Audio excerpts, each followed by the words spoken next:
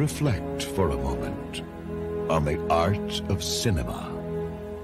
Think of a motion picture like The Last Emperor and the 9 Academy Awards it so richly deserved.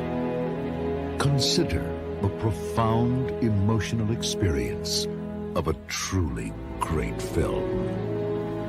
Then forget it, sweetheart.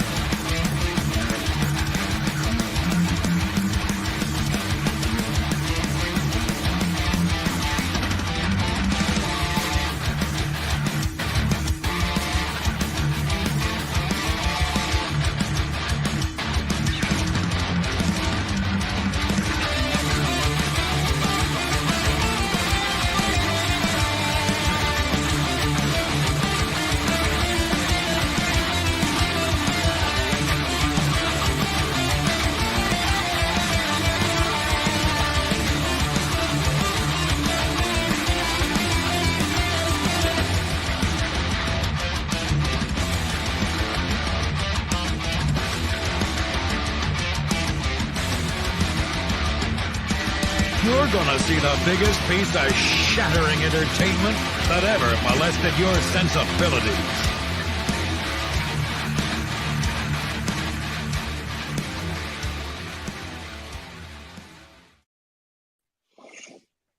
Yes. Hello, hello, hello. It's another Saturday, man, so we got some fun lined up for this one. Certainly is. Certainly is. How's everyone doing out there? There's people in the chat already. I see people dropping in the stream, which is good. Hope everyone's okay. This is the final live stream for the Exploitation Station for this month. And what better than do a live watch along and fan commentary with some of the best sort of exploitation stuff that's come out of this genre. This one is, I mean, the guy that directed this one did quite a lot of stuff for Roger Corman. He did a few post-apocalyptic films, and I think this was one of the better ones. This is why I decided to pick this. We could have gone for a million things, mate. There was all kinds we could have gone for, but I thought we'll do something that not everybody's probably familiar with. It's something a little bit different. I mean, I've always seen it a couple of times. But it is good. It is enjoyable. So that's where we are with this one, Paul. I think this one is the only Blu-ray release I know of this one is from Code Red. So it is Equalizer 2000. They did a trilogy of films from this director on Code Red. And again, I mean, all three films are pretty good. But as a solid, more solid film goes, this was probably the better made of the three. I'm not saying it's the better film, but it was probably the better made film. And as we start watching this, as we go through, you'll see some actors and actresses in it that went on to do bigger and better things. One actor in general that went on to do massive things that came out of this one. This was either his first or second film, I think. So we'll chat about some of that kind of stuff as we're going through it. You know what I mean? This is probably going to be the worst fan commentary you've ever heard. So I was about to say there's a nice little blowjob like reference scene set up in here as well. yeah. So for anybody that's in here at the moment that wants to watch along with us, go into the description of this video, hit the link.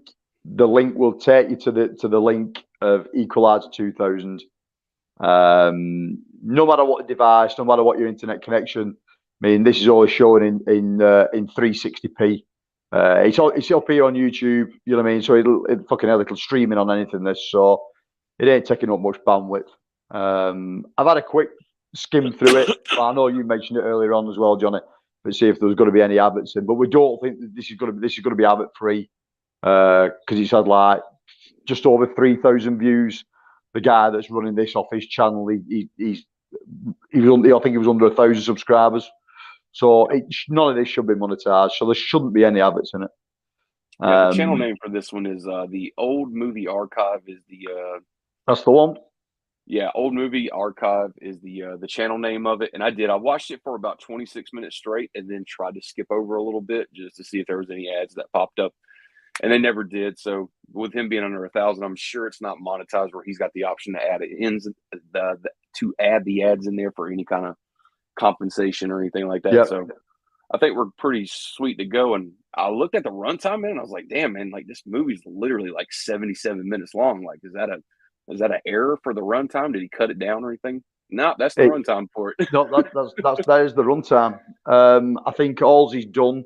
I think looking at it, he's trimmed a little bit off the beginning, and I think he's trimmed a bit off the credits at the end. Official runtime for this, I think, was 82 minutes. So it's a short film anyway.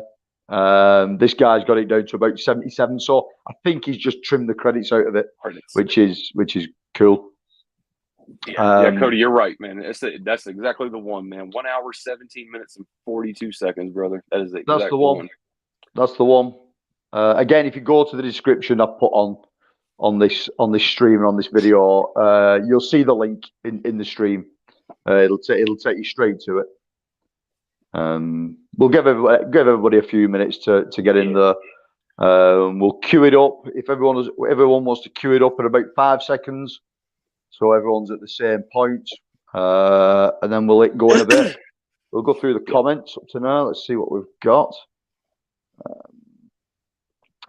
Gizmo popped in early before the stream came on. He's put, this movie's fun because they actually did a pretty decent job on the special effects, the production design.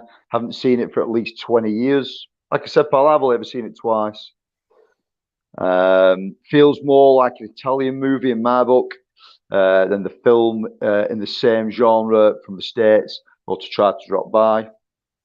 Yeah, I mean, you can definitely tell it's definitely exploitation kind of stuff, but it isn't Italian. It's Filipino exploitation, which there's loads of Filipino stuff. And that just makes the budget even smaller. Yeah, and you'll be really surprised what they actually did with this film. Gizmo's right; it feels a lot bigger budget. The actors they've got in here, yeah, even though the sort of start of the careers, you can tell that these actors can act, unlike some of the stuff that you'll see. So that it does stand out. Don't get me wrong; it's cheesy as fucking places, but it still works. It's still a really good, entertaining film. Cody says, Gizmo, looking forward to this. Cody said, that intro gets me fucking pumped. It's brilliant. Honestly, mate, I must have listened to that intro now a fucking 100 times. And I made it and I still enjoy it. Man, like, especially for the music for it, too, because I've listened to it now, like, multiple times, and it seems like not so much of the actual, like, the rhythm section of that song, but the solo to it sounds like some old school Dave Murray from Iron Maiden kind of solos. And it's yeah.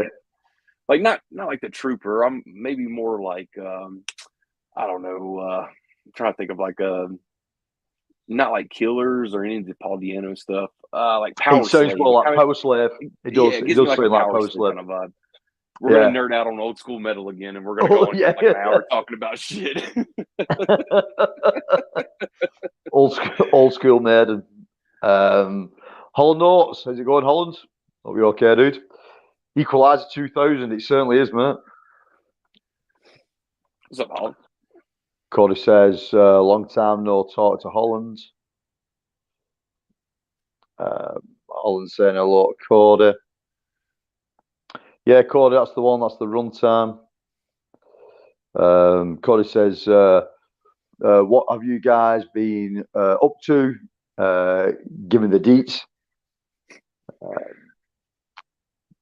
Just straight up nonstop work. Yeah, I've not been up to much working. Yeah, but I'm at a con tomorrow. So a good friend of mine, he's working a con tomorrow, and I'm going there with him. So while he's working, I'm going to have a mooch around. That should be pretty What cool. kind of convention is it? It's a local comic book convention. It's at a local football ground in the sort of like it's hard to describe it.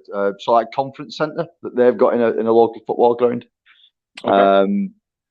He's taking his art down there. There's loads of other stuff going on, but they've got some decent guests there because it's only small as well. It's not overly expensive to get things signed and that. They're not. There's no megastars there, but there's loads of sort of like cult favourites there. Okay. One, I can't even think which one it is now, but there's one sort of guy from Colin Baker who played Doctor Who. So Okay. Colin Baker's got to be there. A lady that I'm interested in seeing and having a brief chat to, who was a actress in the sci-fi sitcom, British sitcom, Red Dwarf. So if any of you remember Red Dwarf, if any ever come across Red Dwarf, she was in from season 3. She was in all season 3 of Red Dwarf. So she's going to be there. So I'm going to get some Red Dwarf stuff signed. The guy that in American Werewolf in London, the scene where at the end of the film where the wolf goes down the escalator into the subway, and the gentleman falls over in the subway, and he's there, so he's doing some signings. But he also played Bib Fortuna in Return of the Jedi as well. Holy shit! So he's going to be there. One of the actors from Harry Potter, one of the young Slytherin guys. I can never think of their names. He's going to be there. Is it Malfoy?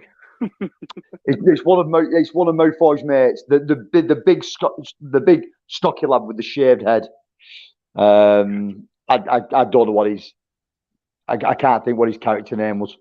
So he's going to be there. There's a few. There's no sort of big stars. I know that there's bigger conventions going on. I think this weekend and next weekend in the UK. I mean, For the Love of Horror is on in Manchester in October. That's the big horror con of the year. But I think that also either this weekend and the next weekend there's a big one on in London, and Ewan McGregor's there for that one. So Ewan McGregor's doing signings on that one. So take a copy of Train Spotting and get that thing inked. That's it, man. Yeah. He's a great actor. He did some really good early stuff. Have you ever seen Shallow Grave? That was an early film of his. That's really good. Damn, that sounds familiar.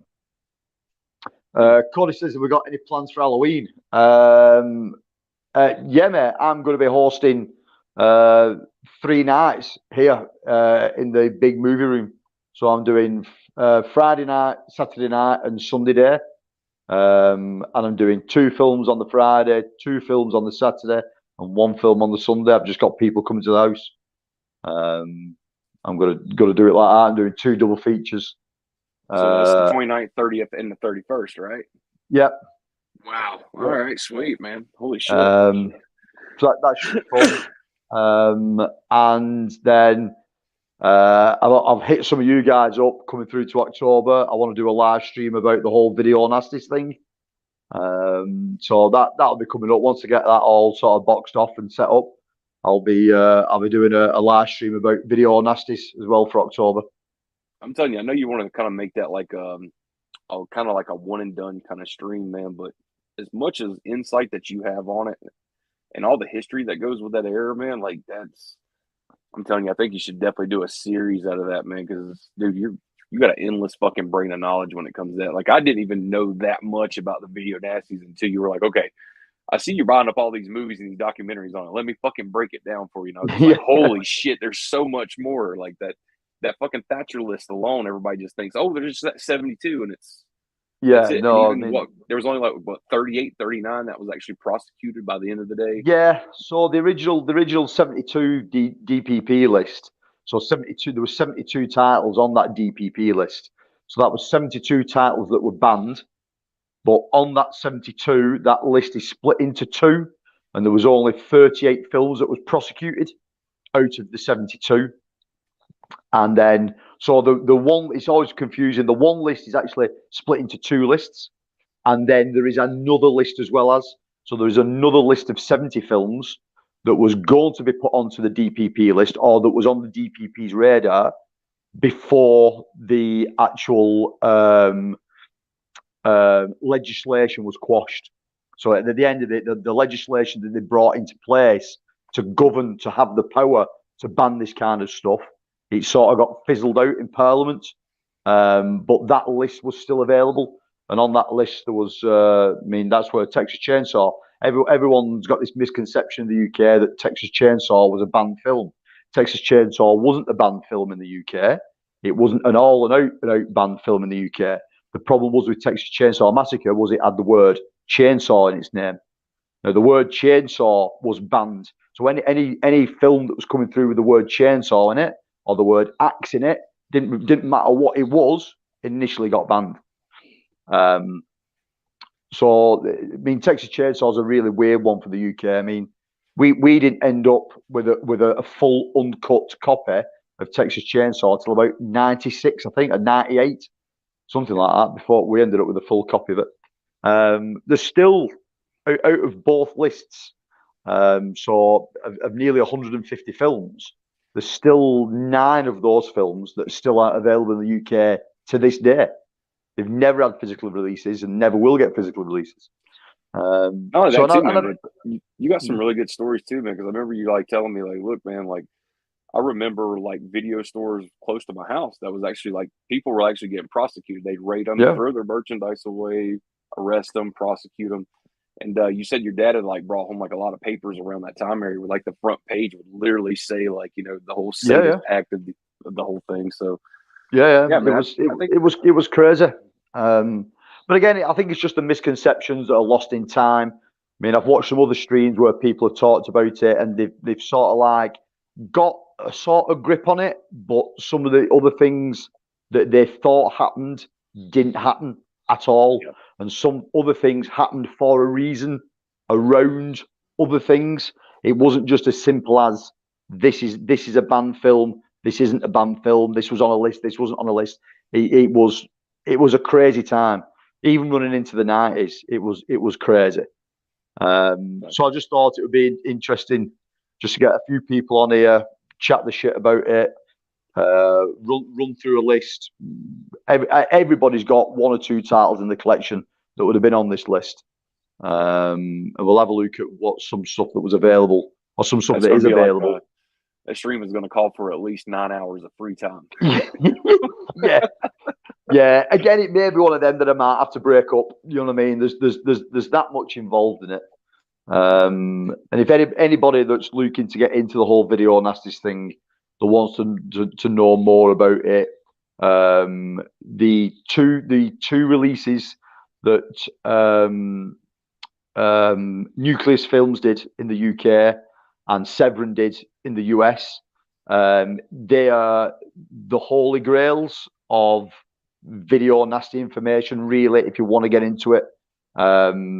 It's a font of knowledge. They're 2 fantastic releases. So I would suggest to anybody, if you want to get into watching video nasties, if you want to know why they were banned, what particular parts in the film made them get banned, then grab those 2 editions because, man, there's something stupid like that. That first set is like 14 hours of footage on it. It's nuts. And they're great sets, man. I was going to add too. Not only is the documentaries that's on them really good, the inside information and the interviews and the breakdown, but I mean, every trailer, like pretty much for the whole complete list of that Video Nasties list, they have all the trailers compiled together on those discs. And what's great is they didn't go through there and try to clean them up so pristine and all that shit. Like, no. These are actually like the 35 millimeter trailers that they pretty much got all their source material on them. So it's really good the way they put that together and just leave it be. You know what I mean? Some shit don't need to be cleaned up. Like, let's take a step back in time. Good. I think the thing is as well is it also breaks down the individual releasing companies that release these films in the UK. And I think they've all gone by the way now. There's not one of them companies exists anymore. But it also breaks down for you how much each copy of that's worth now. Some of those banned pre-certificated releases in the UK go for insane amounts of money, unreal amounts of money. You know what I mean? I know over in the US you have the thing with what was the company that was releasing all the VHS horror back in the day? Was it Medusa? I'm not sure. I can't think. The logo was always on the bottom of the US case, and I know some of the early Nightmare on Elm Streets, the original releases, they go for big money now. The same thing in the UK, the Video Nasties list, the 72 list. People want those on VHS, and they want the pre-certificate ones, and they are swapping hands for crazy amounts of money. And it doesn't matter if they're beyond repair, it doesn't matter if they're mouldy, it doesn't matter if what they are. They're just going for mega bucks. And I don't mind all this kind of stuff's had fucking Blu-ray releases from every Tom, Dick, and Harry now. So you know what I mean. But people still want that old school release.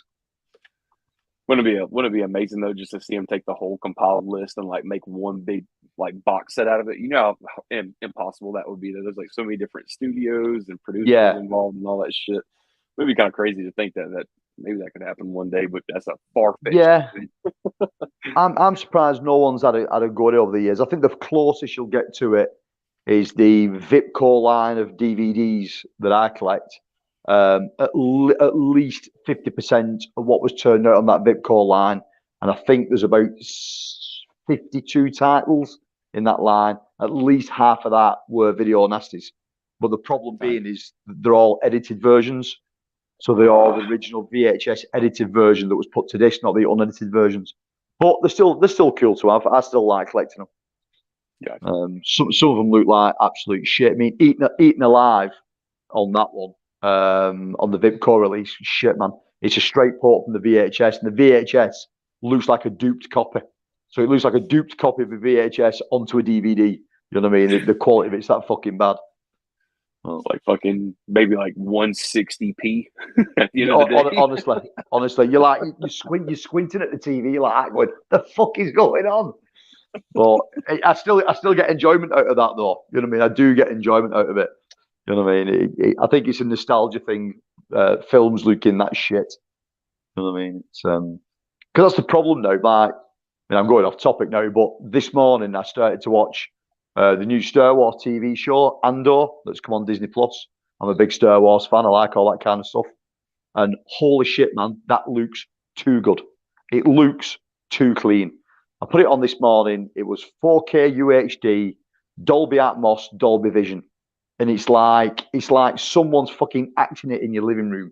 It's like they're really there. The quality of it is too good, and it takes you out of it. The quality is now that good, it takes you out of what you're watching. It no longer feels like a film or a TV show. You know what I mean? It feels like you're watching, I don't know, it feels like you're watching sort of Coronation Street or something over here, or, you know what I mean, or some kind of soap opera. It's weird. It just has this really weird vibe about it that takes me out of it. And it looks beautiful. It really looks beautiful. But I sort of prefer that old, grimy, you know what I mean? That's why I still like DVD, you know what I mean? Yeah. It's even some Blu-rays look too clean. And I know that sounds fucking ridiculous.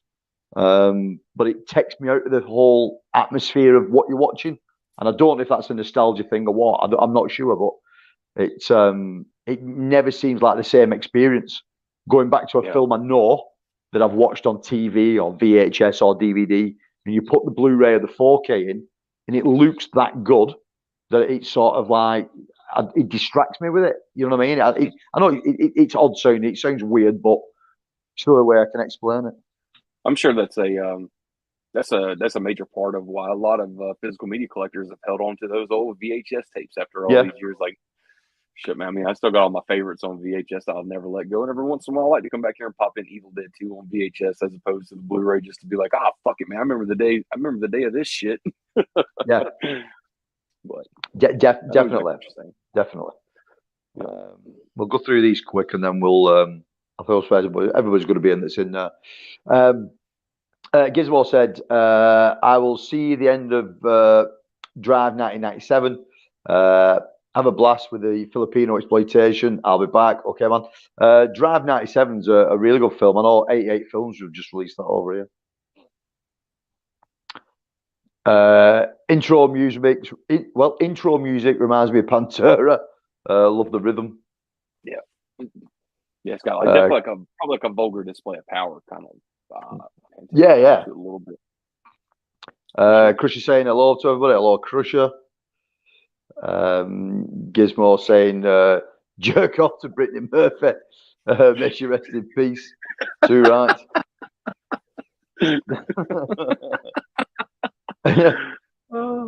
Cody says, are you guys able to show runtime count while we watch live? Makes it helpful for people joining in. What I'll have to do, mate, because I'm streaming it in myself, I'll just have to give a timestamp for anybody that's coming in that wants to watch. And you'll just have to drag it forward from there. Not sure all this works. Fuck me. I just know other channels are able to show. I'm not that good with the old technology, mate. So the actual runtime with live commentary. You guys. Hey, you guys. How are you both doing tonight? Missed you last week. Yeah, dude. We have things on. You know what I mean? It's one of those things. Life comes first. And we just decided last week. Johnny had things on, I had things on, so we just didn't bother. So yeah, it is what it is. It started out with my fault, and I was like, okay, we'll just do it the next day. And then Anthony's like, man, fuck, I got shit to do. And I'm like, it is what it is, isn't it? But you said earlier though, you was just like, he's like, give us the deets what you guys been up to, and you were like, oh, nothing much, dude. Thanks to you, you're actually putting up the content for this, because my ass is like doing these 60, 62 hours weeks, man. It's like fucking crazy. It's life, man. You know what I mean? You were worried about it, shit like that. You were throwing out content left and right, man. So I was like, fuck yeah, man. Anthony's got this shit in the bag. Yeah, I mean, I've got the spare time now. You know what I mean? There's only me and the wife here. My daughter's all grown up and moved out. When I come home from work now, my time's my time, so I can do what I want with it. You know what I mean? It's but for you guys that have still got young families and are still doing things, time's precious, mate. You know what I mean? And it's YouTube's nothing when it comes to stuff like that. We can chat about this shit anytime. Chris is saying he still collects VHS action movies too, right, mate? Right. If I still see them out and about now, so if I'm car booting or anything like that, if I find them, I will buy them.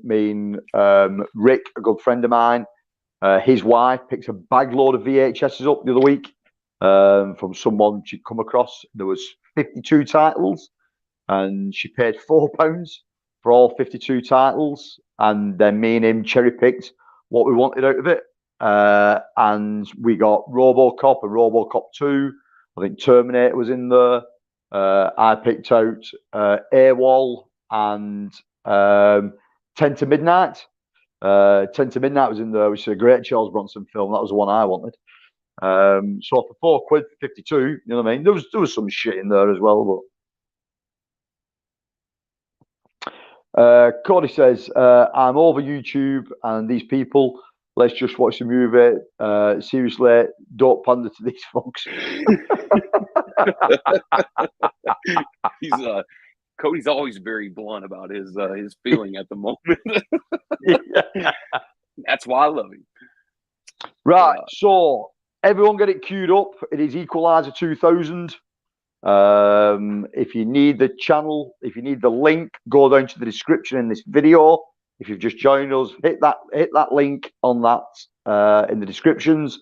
That'll take you straight to the channel in question with the video on it. Queue it up to 5 seconds. Hold it, then we'll 3, 2, 1, go. We'll give it a couple of minutes, let everyone get sorted, and then we'll hit play. If anybody hears an echo or anything like that, especially from the sound coming from the TV, just say something. That way I can kind of fix the volume up a little bit and all that. Last time I did this, it went really smooth and it wasn't too bad. So yeah, if there's a lot need of be, echo. I think there is subtitles on this as well, as so the CC's on it, so that should work. So I've got that turned on, as well as I've got it as I've got my TV turned down as low as I can hear it. And I've only got one headphone in, so it should be good. Yeah. I've got some notes written down as we're going along, because otherwise I'd have forgot shit. And we should be good to go. So if everyone is ready, we're queued up at 5 seconds. There you go. And it is 3, 2, 1. Press play. You gotta love that spinning gun right there to start it off. Yeah, it's fantastic. I mean, that's the whole concept of the fucking film right there, straight away. I mean, when I scanned through this earlier on, I couldn't work out whether this was from a VHS or whether this was from a recording from the TV off VHS. Yeah, I think you're right on the second one, because like I'm telling you, quality being at 360, man, like it's whew. Yeah, I mean, whatever they've used to grab this, as well as, so whatever capture card they've used, they've had the VCR plugged up to the capture card. It's obviously not done the best job to only get it out at 340, as well as. Yeah.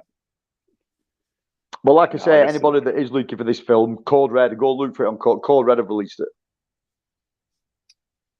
Like I said earlier, man, when I was going through it, man, just to make sure everything was good and everything, I couldn't help but watch like the first 25, 26 minutes of it. I've never seen this movie before, so of course when I clicked on, I was already really excited about getting here today to watch this and everything. I'm like, all right, Anthony's picking this for an obvious reason. Like, it's gonna be fucking a big pile of shit.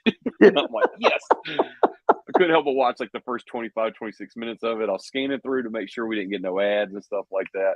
And man, from what I saw of it too, man, I mean, some of the punches that gets thrown is fucking laughable. Like, they're not even landing these punches close, man. It's fucking great. It's like any other sort of film of its generation and genre. You know what I mean? It's been done to death. The storyline's been done to death. But I think this one's done in such a way where it actually holds up a little bit compared to other stuff. Yeah, Cody, definitely. That fucking intro music is everything, man. It lets you know right off the bat. It's straight away.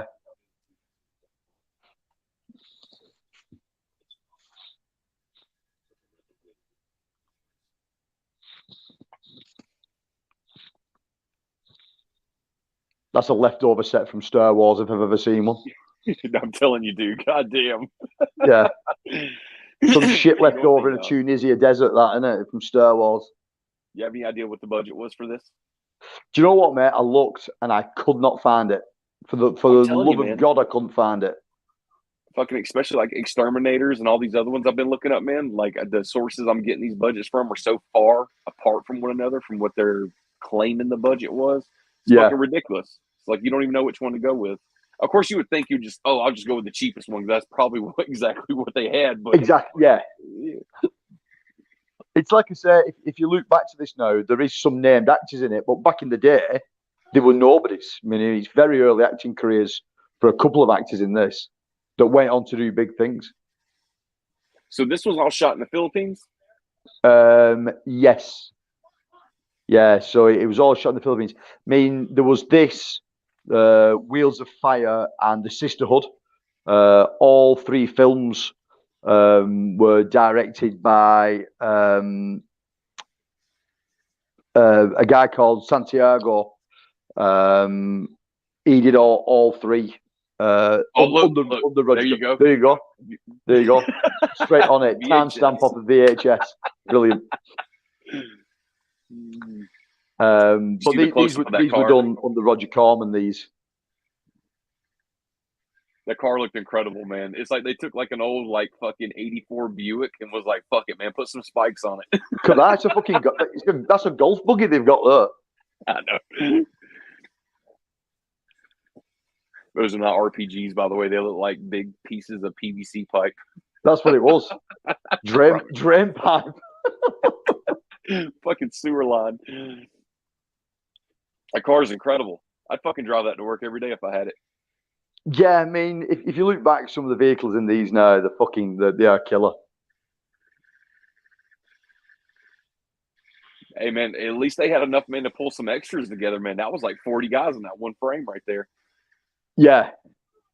I think it was probably one of them. They went around some local towns and villages and went, "Hey, we're filming something. Do you want to be an extra?" Yeah, fuck it.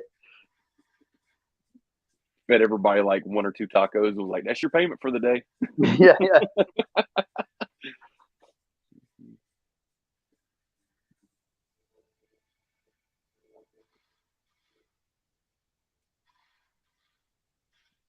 I mean, obviously, with this being sort of a Filipino release, he obviously never had a theatrical release. This was straight to VHS.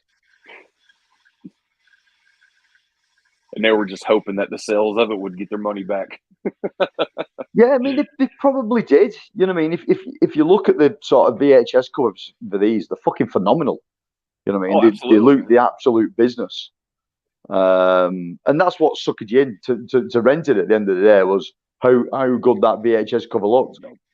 You know, didn't have a device in your pocket back in those days. Just pull it out in the video store and see a trailer for it really quick. It was like you read the synopsis and hopefully that cover art sold you on it.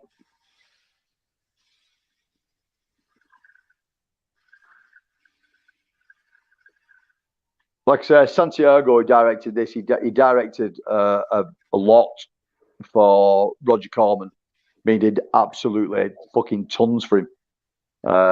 Obviously, this and The Sisterhood and Wheels of Fire, which is like the Nuke trilogy that he did. I mean, not 3 films have got nothing to do with each other, but there were 3 post-apocalyptic films he did on the boats for Roger Corman. But he also did Caged Fury.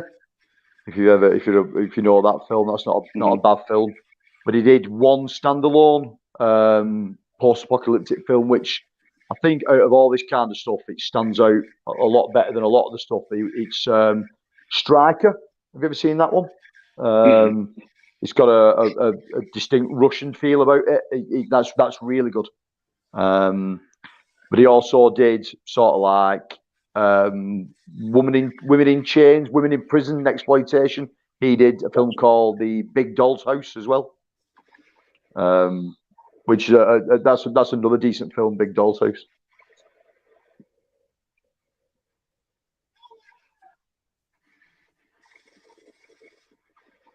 They probably already spent like 1/3 of the budget for this film just right here in the introduction, right here for the opening. Yeah, just in pyros alone, it's just cost them that. You know what I mean? But he did, this guy, I mean, Santiago, he did that many sort of exploitation films. I mean, everything he did was a rip-off of something else under Roger Corman. That he got the nickname, the Exploitation King. You know what I mean? The guy was Filipino himself. So, and I think he was a big deal in the Philippines before Roger Corman got his talons into him. And then once he got into Roger Corman's camp, then he just did all this kind of stuff for him. I'm telling you, man, Roger Corman. I mean, he has the notoriety to him, man. Like he's one of those guys that can just come into your house and dig for the loose change inside your couch cushions, man. He'd have a budget for a film. Yeah, definitely. But they're all entertaining. That's the thing about them. You know what I mean? They've also got something good about them. Cody says, "No, that's how you open a movie." It certainly is, man. soon as it comes on, you see a swirling gun, the title of the movie, and shit starts blowing up.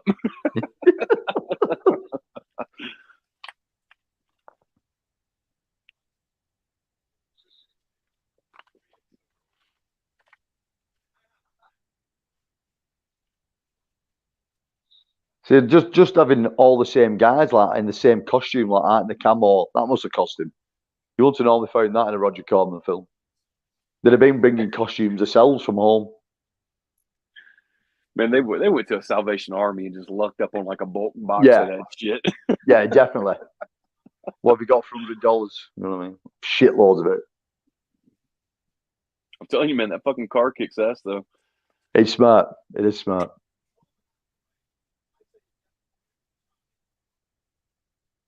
It sort of makes you laugh when you look back at films like this. What possessed them in a desert wasteland years after after been a nuclear explosion, nuclear fallout, that you wear fucking clothes like he's got on? I mean, he's got fucking shoulder pads on like Legion of Doom. Why would you? You know what I mean? It must be 40 in the shade, and he's got fucking shoulder pads on.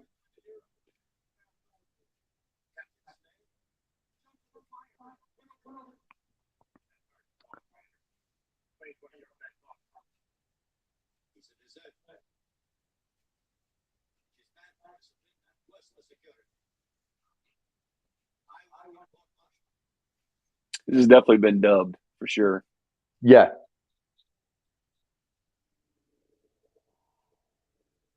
But again, you sort of get that feel that there is a little bit of quality about it. You know what I mean? It's again, I mean, you've heard me bigging up the Sisterhood before, and I love that film. But that's extremely bad acting, low budget. It's really entertaining. But with this one, you just got the little bit of the vibe about it. There's actually something of quality about it, even though it's done on cheap.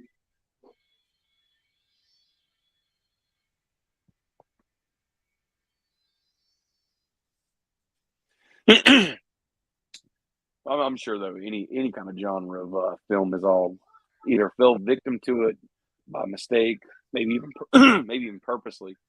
I mean, they had what they had to work with, man. So Yeah, they made something of it. Fucking henchman number 3 couldn't tie a knot. He's escaped. It's I mean, Richard Norton, who's the guy on screen now, the guy who's just escaped. He was fucking huge in the day. He was a stuntman. He was a fucking martial arts master. Had 2 or 3 different styles of martial arts. I think he was a taekwondo master as well as. He did absolutely loads and loads of stuff. If you do any research on this guy, I think this was an early appearance for him. He'd been a stunt guy up to this, and I think this was one of his first acting roles. But the guy went on to do absolutely fucking shitloads. I mean, worked on a lot of Chuck Norris films, was in the Octagon with Chuck Norris, was also in American Ninja. I mean, I love American Ninja. I think it's a fantastic film. He's in that as well. A film that you know I love, mate. Salute to the Jugger. He's in Salute to the Jugger as well. So Richard Norton had a lucrative career, really. I mean, he did fucking loads. But started off life as a stuntman.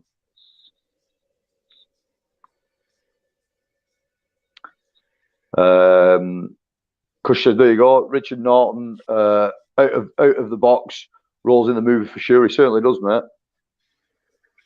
Like I said, the guy's a dude.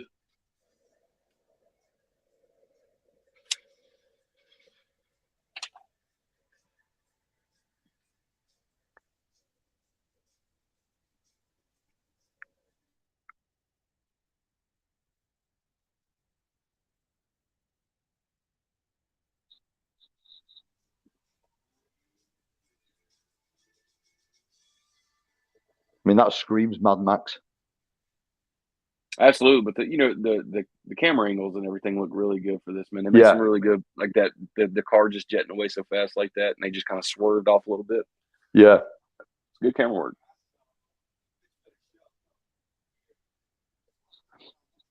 Gizmo says, never thought about it before. But Mark Dacascus has to be secretly gay, or the come and take me looks.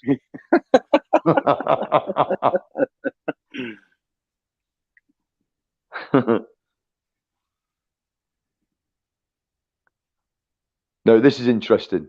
The actress here, well, whether she was an actress or not is for another stream. But her name is fucking hell, Corinne Alphen. She was a Penthouse model. She was Penthouse Model of the Month 2 years on the run, and then Penthouse Model of the Year for 1982, I think, or something like that. So she was a glamour girl. She was a centerfold that decided to come away from modelling and try her hand in films. I think this could have been her first proper acting role. I think the only other big film she ever did was Amazon Women on the Moon. She was in that as well, sort of like That's a hell comedy. of a title. Yeah, it's like a comedy sketch kind of film. It's a good film. It's quite funny. I think 101 released it over here on Blu-ray. But she's in that as well. But I'm sure this is her first major role. But she was a glamour model. She was a centerfold, and you can understand why in a bit as well. You know, her being on the set, man, I guarantee you, man, a bunch of those guys tried to fuck her. Okay, definitely. Definitely.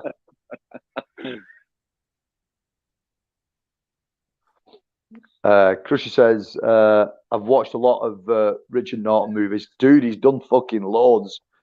If he's not acting in it, he's definitely been a stuntman in it. The list is endless. If just IMDb him or Wikipedia him, the fucking guy was in everything at one point.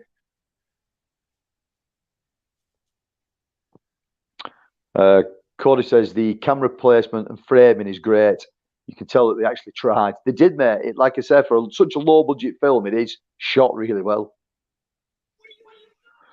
Just goes to show, man, they probably got a really good DP on set, man. Yeah. Olin says the entire budget was to cast her. It probably was. There you go. You know what I mean? Because, like I said, everybody was pretty unknown in this at this point. There is one bigger actor to pop up in it yet. We'll talk about him when he comes on. But I think it would have been his first or his second major role. This, but the guy went on to do fucking massive things.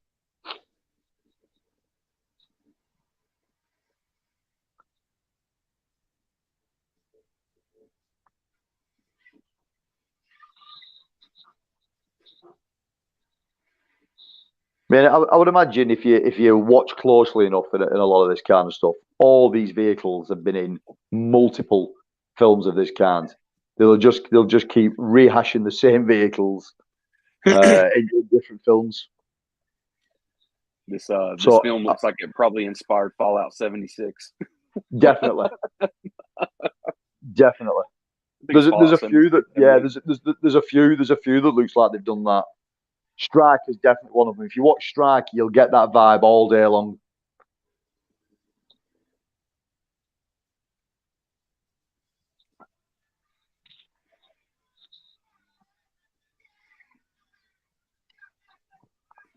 These dudes look a little bit thirsty to catch her, you know what I mean? Yeah. They look like they haven't seen a woman in a long time. Well, the thing is, the early part of the film, considering when this is supposed to be set, did that much ammunition, it was unbelievable. Now he's trying to chase her with a fucking machete.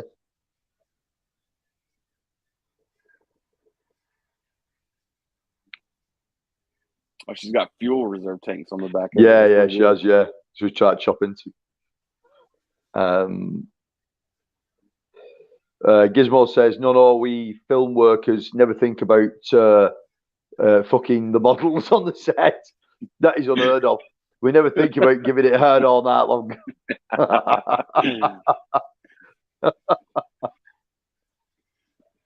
There we go. Crusher's got it. The actor that is going to pop up a little bit in this film is Robert Patrick of Terminator 2 fame. Okay. Nice. God damn, that was a machete or a lightsaber. That's a good fucking point. Nice. Well, that one's never been reused again. It's fell over a cliff and blown up.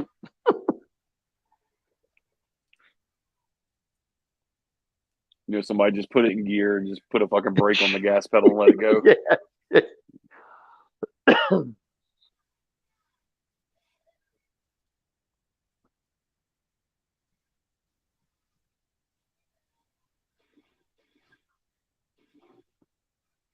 Well, they're shooting at her, so I'm assuming they don't really care. They're gonna get her either dead or alive. So regardless. Regardless. If she's dead, she puts up the least amount of struggle. Yep. Good luck getting them pants off her, though. It must be fucking 100 degrees out there, and she's got leather pants on. No doubt, man. You can only imagine the fucking smell that's gonna roar out of her pants when they finally do pull them off. Jesus Christ. Why was leather the clothing of choice of a post-apocalyptic world? You couldn't have chose a worse fucking thing to wear. Not to mention it's all fucking jet black too, so it just makes it even hotter. Fucking hotter.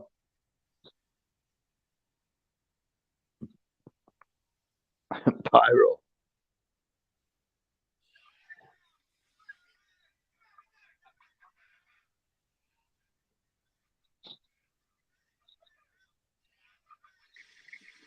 He just one-armed that bitch too. He wasn't even trying to hold it properly. Yeah. He's such a badass. He does look the part, though. You've got to give it him. You know what I mean?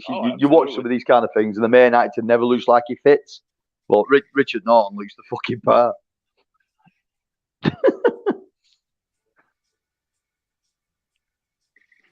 So for him, definitely having a very active career as a stuntman too, man. The filmmakers took full advantage of that. That's paying one actor to do the acting and the stunts, so they wouldn't have to get a double on set. Double him. Just more and more cost for the budget.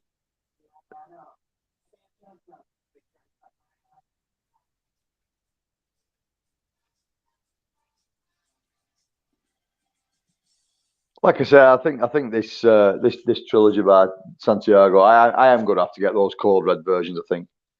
You know what I mean? They're a bit pricey, but it's for a film of this quality, I'd love to see it on Blu-ray just to see what it actually looks like. Gotcha. Just watch out what you spend for it, man. If I can get it cheaper on my side, just say something. Yeah, dude. I mean, they're going for like 20 a piece over here, I think, at the moment. If I can find them. Gotcha. So it's like 60 for the three. They're all three films are all been released separately, right? Yeah.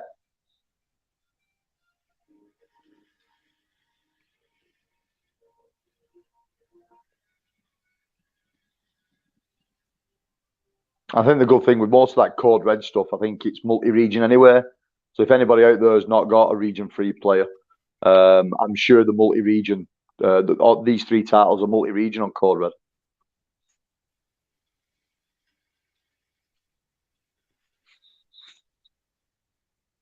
Was he got a snowplow in the front of his fucking car? What the hell is that? What is he shunting with that? Dude, look at that fucking windshield. Jesus Christ, man. It's like fucking rebar and just some other shit somebody welded together on set. Somebody's barbecue grill. It's a fucking hog cooker.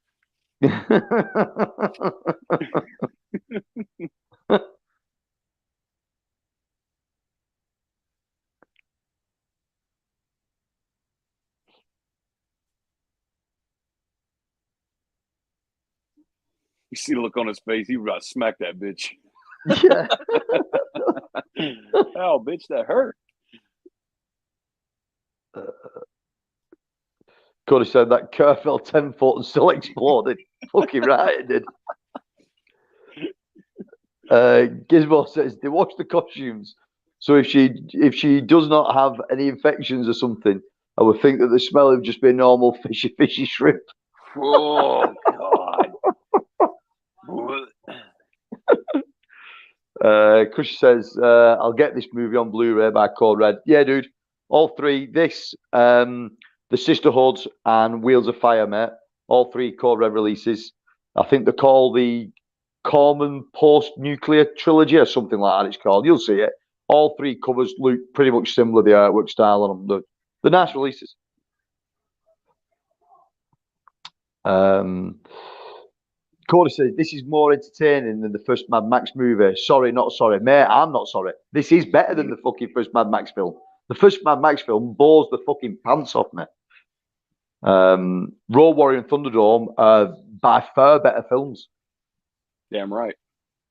Anyone says they can get any entertainment out the first Mad Max film, they must be mad. Because fuck all happens in it.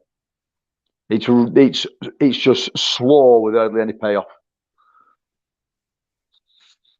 Well, you actually get to see a chick get killed by a dirt bike. I mean, I guess that's something, right? Yeah. The dude get his hand ripped off, but there you go. Yeah, man. But fucking Beyond Thunderdome, man. That's where it's at for me. I love the fuck out of Road Warrior, but Beyond Thunderdome is almost to the point where it's obnoxious that you gotta love it. Yeah, I think Thunderdome was the first one I ever saw when I was younger, and then I went back to the other two after watching that.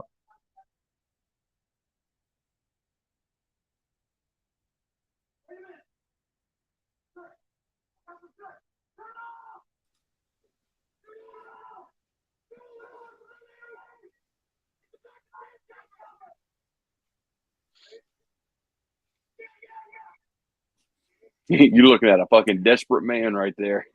Yep. Olin says, "Nah, shoulder pads. Yeah, fucking too right. It looks like a Nazi Legion of Doom."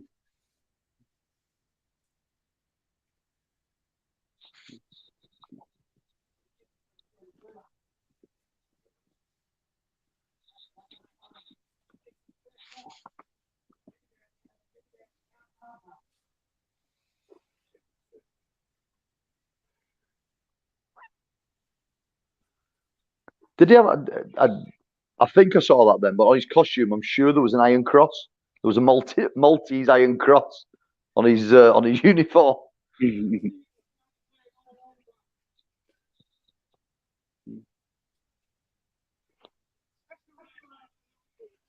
Back in the day too, man. Like they wasn't so. Everything wasn't so policy and strict about having all guns on the set and everything and stuff like that. These guys just had a lot of fucking fun with that shit. Whenever the cameras cut off and they had some live rounds around the set, these dudes were just fucking having a blast. Yeah, definitely. I mean, Cody's put that's some high tech armor right there. Look who's popped in, Brad. Nazi Legion of Doom, you have my attention. How's it going, Brad? Are you okay, dude? What's up, man? That dude's fucking built like a brick shithouse too, man. Yeah, man. He's jacked. Like I say, he does look the part in this as well, as he's got the right look for it.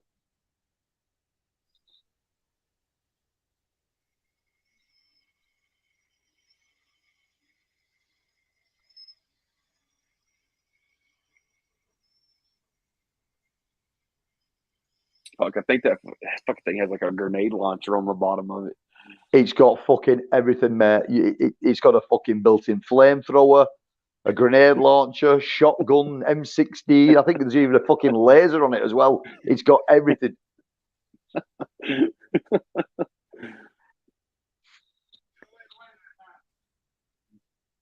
From this point on now, though, the whole film evolves around this weapon. Fuck, man, I want one of those for Christmas, man.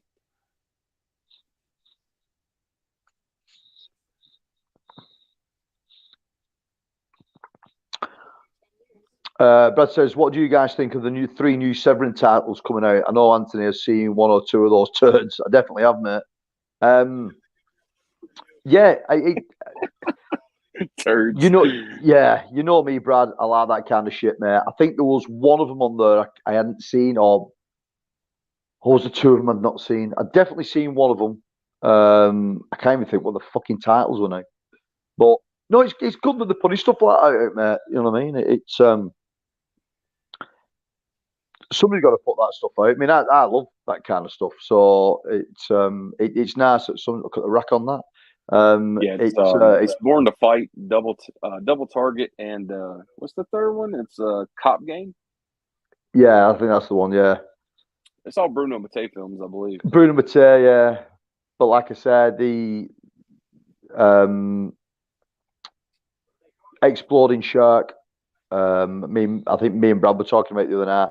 The Exploding Shark scene that's used in most of his films pops up in one of them again. So was it used in Cruel Jaws, Jaws 5, Cruel Jaws? The Exploding Shark scene, and that is in one of those films as well. Dude, that gun looks like it weighs like 120 pounds just to pick it up. If you was to pull the trigger on it, to fucking blow you through a wall. You know what I mean? The fucking recoil on it would be unreal. You'd be fucking obliterated. Your shoulder would be broke. Yeah. Wait a minute. This movie has some kind of substance to it. I'm shocked. Get away from that. Telling you, mate. Telling you, it's an underrated gem. It really is. Of all this kind of schlocky crap like this, and there's fucking loads of it, this one stands out. A lot of people say it's a slow burn. It is. To get to this point where we've got to now, I mean, it's taken us how long? It's taken us 30 minutes. So 30 minutes in, not really much happens. From here on, it's pretty decent. But it's one of the better entries into this kind of stuff. There's been shit blowing up ever since we turned it on. What are you talking about? Yeah, as far as storyline goes, though, there was fuck all happening for the first 30 minutes. You know what I mean? But these kind of scenes are all over everywhere. It's the storyline is just kind of. I mean, it's not really needed when you got like a fucking 81 Buick falling fucking 12 foot off of a cliff and blowing up. The basic premise of the film now is he finds the gun. He attacks bad guys with gun. Bad guys want gun. That's basically what it is. Gizmo said, I forgot how sexy Sonora Lathan was. She was, she was like hot in every film during the 90s. She was part of the Black Spank Bank. Cody says, dude, I'm digging the shit out of this. This man is on a death mission. Tell you, Cody, man, stick with me. I picked some brilliant films. These motherfuckers just rolled up out of nowhere up under a rock, and there's like fucking 70 of them. Like, what nationality are these people? Yeah, it's really weird. They've got like sticks and rocks and bows and arrows, and also look like fucking baseball fury out the Warriors.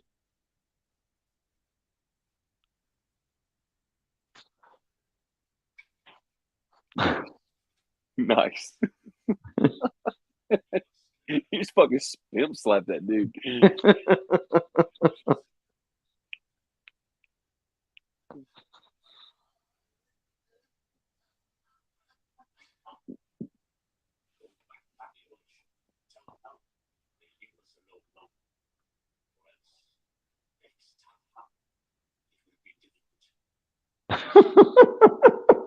How different?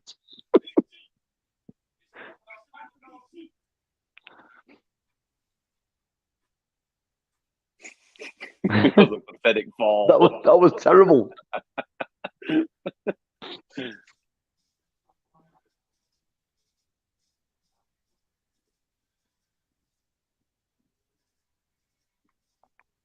Gizmo says, I hope someone will release Bigots, Perverts, and Other Fine Americans. Murray Stavin in it, and only movie Steve Buscemi have say not to. I need it. Don't know them. Don't know that one. Yeah, damn Bigots, Perverts, and Other Fine Americans. That's a hell of a name for a movie. Yeah, it certainly is. Steve Buscemi was offered the script and he just looked at it and said, "Fuck no! Look, look at the flamethrower. That's great." Gizmo says, "Have you seen it? Is it out on physical? I've never even heard of it, mate. Never mind seeing it. The first I've ever heard of it. Here we go. Hitting something. This is the montage. You know, if you get a montage like this, something good's coming."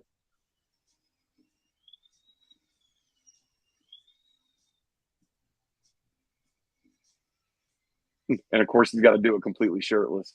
Shirtless, with the fucking biggest plaster on his chest you've ever seen. On a lathe with no safety equipment. Fucking brilliant. He's more chance of hurting himself on that than fighting the fucking guys he's fighting. Right. He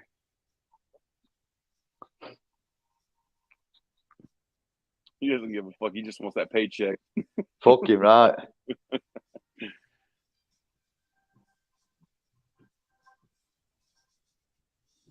Yeah, dude, I'm pretty sure he hit that shit before this movie was done and wrapped.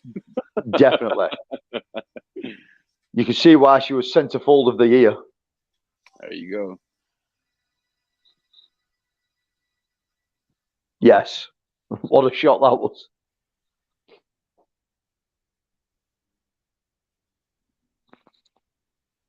That's definitely one fucking piece of weaponry right there, though. That looks great. Looks heavy as fuck. Yeah, it's fucking massive. Always love shit like that, especially like Phantasm 2. We got to see Reggie make the quad barrel. Yeah. That's always been one of those fucking favorite scenes of mine. It's like, Jesus Christ, I'd fucking love to have one of those. At some point, I'll have to get my mate Rick on here. I've told you about this guy before. He's sort of replica film weapons obsessed. So he's got loads of cool replica film weapons. He's got a plasma rifle from Aliens. He's got the assault rifle from Halo. He's got RoboCop sidearm. He's got Blade sword. He's got numerous amount of things. So we'll have to get him on at some point where I show some of this shit off. Absolutely. Cody says, "No, that's a man hunk." He fucking is, dude. He's a bit of a specimen.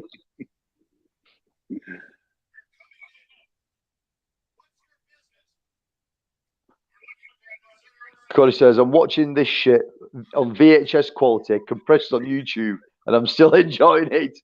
Kind of want to pick up the blue. This is rad shit." It fucking is, mate. Honestly, believe me, it's cool as fuck. Gizmo says, "Cooler production design for Equalizer 2000. Get to do over 25 features. This is his first, but you see he has done a great job." Yeah, man. You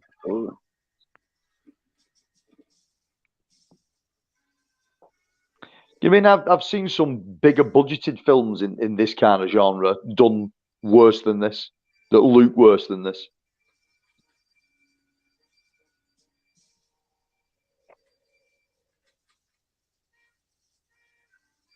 You can tell they were going for just having a really fun time, and you could definitely see it, man. You know these guys are fucking just having a blast while on set and just fucking off whenever the cameras wasn't rolling. Yeah.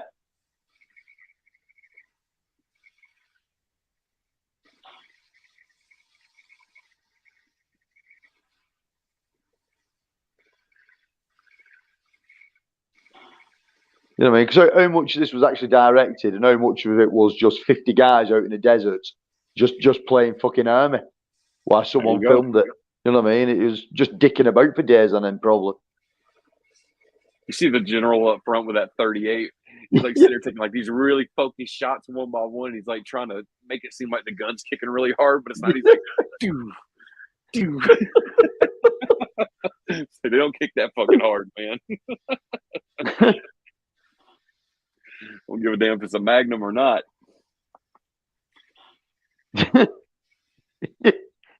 Every time he pulls trigger, like the gun's over his shoulder. Dude, look at the barrels on that fucking beast. Jesus Christ. What is that fucking barrel on the left? Is a star-shaped barrel. What the fuck does that shoot?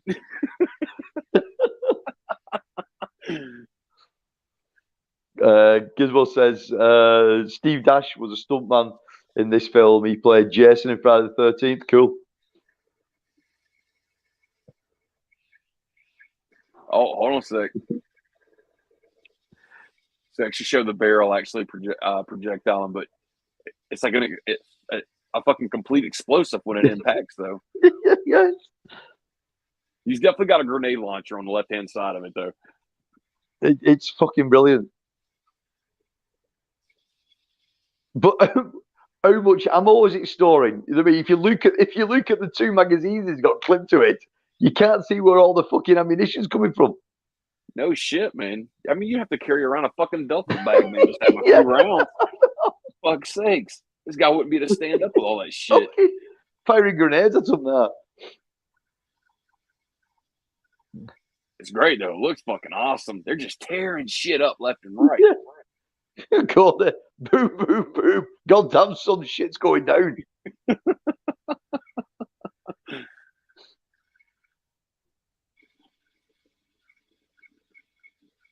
God damn. It's like it feels kind of like that moment in the Franco Nero Django flick when he finally pops open the fucking coffin. He takes out this huge fucking Gatling gun. You're like, holy shit! It's one of the best payoffs ever in a film. I think that it's brilliant. It's a good film anyway, but that payoff scene at the end where he drags it through the mud. There's like fucking 80 of them just coming out at him, and he just fucking lets rip with that Gatling gun. Because for that whole film, they think he's just been dragging his dead wife around in it. Yeah, in a casket. He's not. Yeah. He's got a fucking Gatling gun in it. He tears that whole fucking town up too, man. When he lets it go. Please tell me somebody held on to that prop though for that shit. I'd hope like the you'd like to think so. Did. Yeah, you'd like to think so.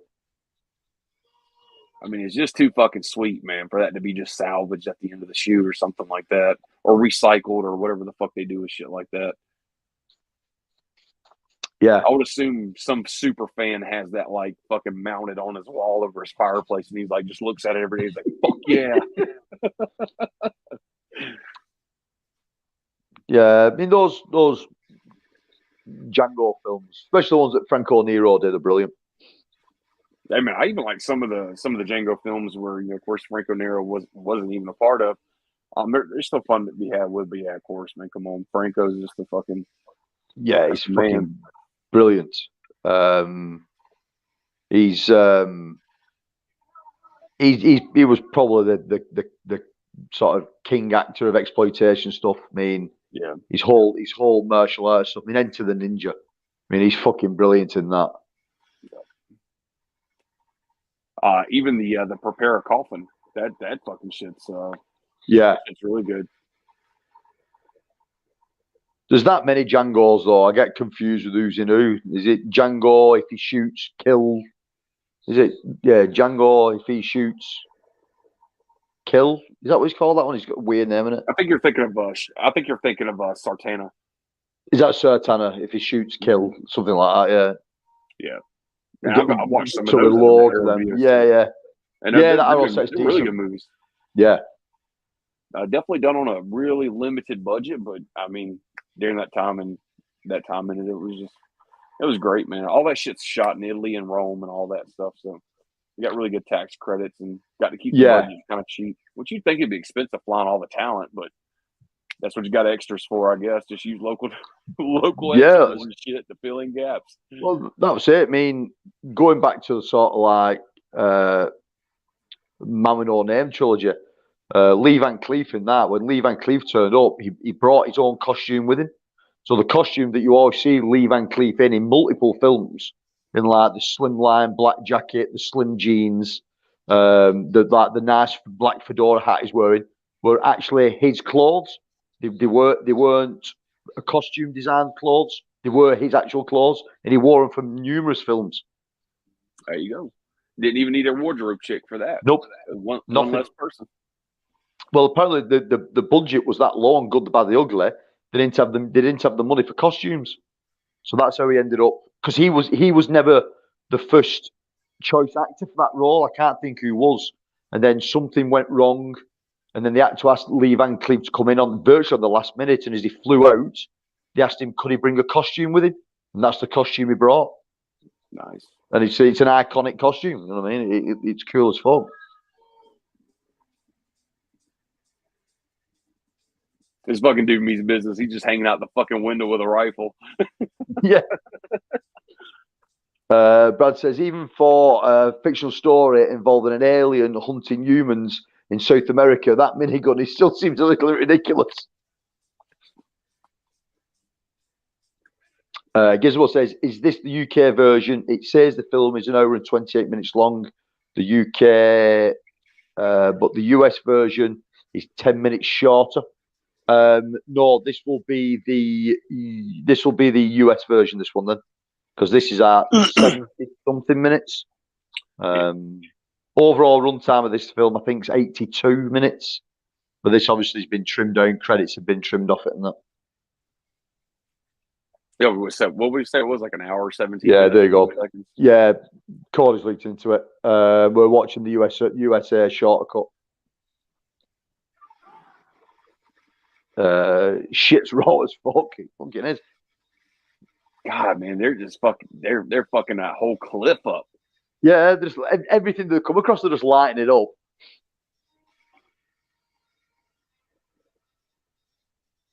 When they got done in that area with pyro, man, good thing it's a desert, man, because nobody would have ever been able to grow shit after that. Man. Like that's just all fucked. It's full of gunpowder and fucking ain't no telling what else. Radiation.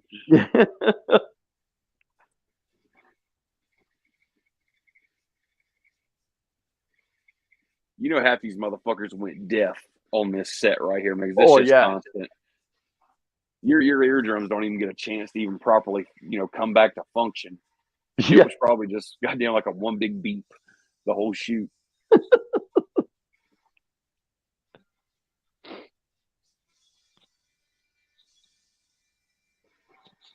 So Gizmo says you probably don't get the best part with Corinne's nipples flashing in beautiful VHS quality.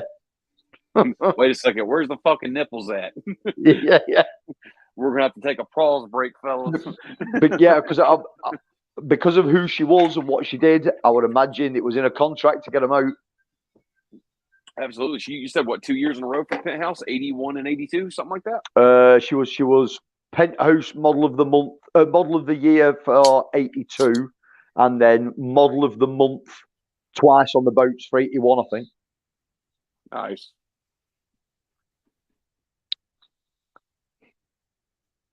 Yeah, she's got the big hair. She's got the bangs, man. The only thing she needs is like those big fucking hoop earrings the chick she was wearing in the 80s and shit. Dude, you just set, man.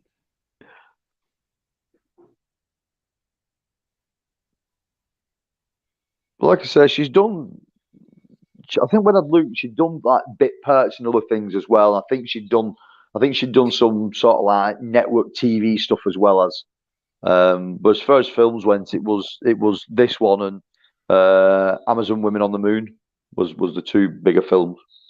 That's a great title, by the way. You said that earlier. I'm like, God damn, Amazon Women on the Moon. Like, yeah, I just want to watch it. Yeah, I've got a Blu-ray version of that. Look, you see something like from the tracker speed on his VHS that he ripped this off of. Yeah. It's great. It just makes it that much more enjoyable. God damn. Jesus Christ. See, because it's at night now, it looks fucking brilliant. It looks great. It looks like he's fucking popping out dragon fire rounds out of that shit. Yeah.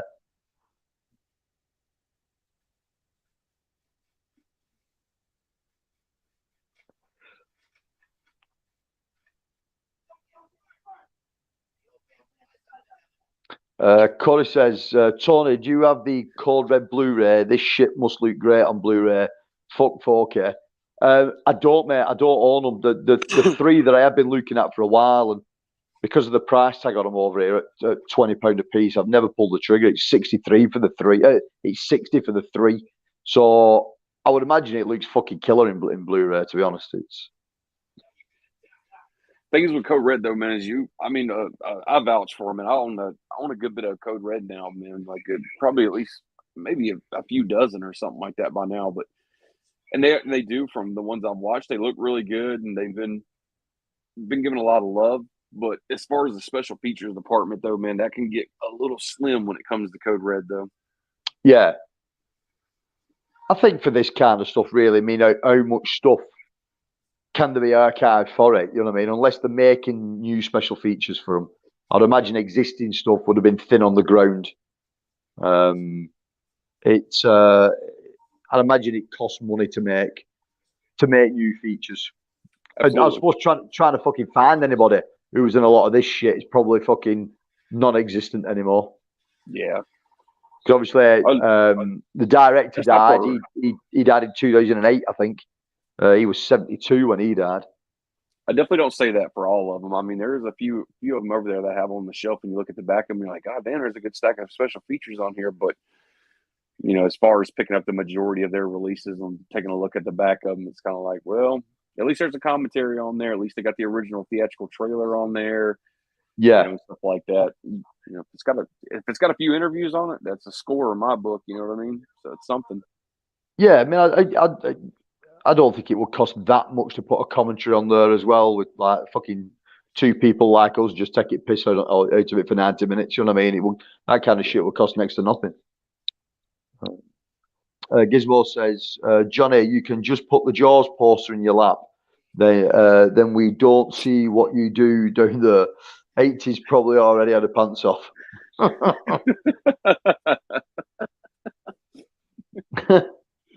By the way, Tony, did you send the Blu-ray copy of The Hidden on Blu-ray or DVD to Johnny? It's Blu-ray, mate. Oh, it might be a combo. I can't think with that one when it came out. Some of the early HMV stuff was combo, but that might just be Blu-ray. Yeah, I think it's just Blu-ray. Heard great things about that movie, man. It's fucking brilliant, mate. It is really good. We'll do a watch along with that one as well. Regardless of the quality, I fucking love that movie. It is brilliant. And today I have been poster hunting, and the gentleman that I have seen had an original one sheet of The Hidden, and it was fucking reversible. And I nearly creamed my pants when I saw it. But then how much he wanted for it, my wallet wouldn't open. Ooh, how much do you want for it? 70. Ooh, shit! But you said it's reversible though, man. Like that's a one sheet original one sheet reversible, and it looked as good as the day it was fucking printed. It was mint. Nice, man.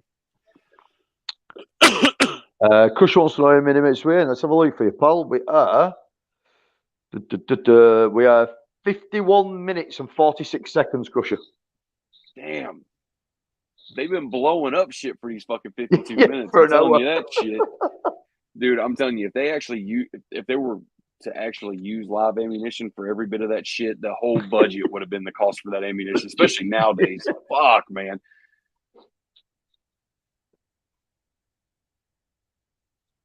Cody, have you got a copy of The Hidden on Blu-ray, mate? Because if you've not and you need one, just let me know, mate, and I'll ship one over. I was trying to think. Didn't you tell me there was another label that put out The Hidden? It's Warner Bros. It's Warner Archive that probably put it out, right? It could be Warner Archive. Yeah. Gotcha. It could be Warner Archive that's put it out. Yeah, man, those fucking premiums though, man. God, man, I fucking love the shit out of those, man. Yeah, they are good. You get a lot for your money. Cody says, hot fuck. Johnny doesn't know what he's missing. Do a live stream on that after this. The Hidden is so good. It is, mate. It is exceptionally good. I think you guys were like the ones who was telling me about that movie, because I'd never even seen it before or anything. I was like, fuck, it's a fantastic film. It really is. Sort of like sci-fi, cops and robbers kind of film. It works really well. It's good. Alien invasion, alien takeover. You know what I mean? It's odd. It's an odd film, but it is really good. Oh shit! Is it like Ragnar, Invasion USA? It's hard to explain. It's without giving too much away. It's about some aliens that come to Earth and they inhabit other people's bodies. But one particular alien that comes to Earth is an arsehole, basically, and he's takes over someone's body, but he's doing crazy shit. And this other alien's trying to track him down. It's good. It's cool. Fuck yeah. Ragnar, how's it going, Ragnar? All right. Anybody heard from Rejects Films? Haven't seen anything from him for a couple of weeks. I've too noticed he's been posting stuff on Instagram. So whether he's just decided not to do anything on YouTube for a little while, I'm not sure. But his Insta posts are still going on. Yeah, everybody's coming out of that whole thing of we're out of the summer, we're going into fall now, and oh shit, he's gonna give him a piece of ass right there. Look at that. Yeah. Sorry, I lost train of thought as soon as I saw her ass hit that table.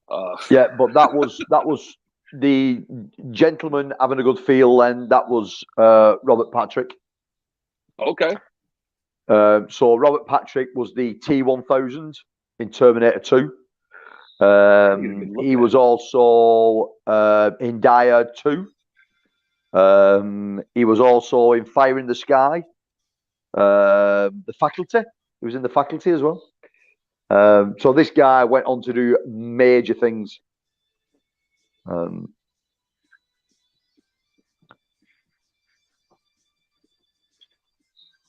This fucking fight scene's great. Oh, that was nice, man. We actually had this. Fuck yeah. Straight through the back of him.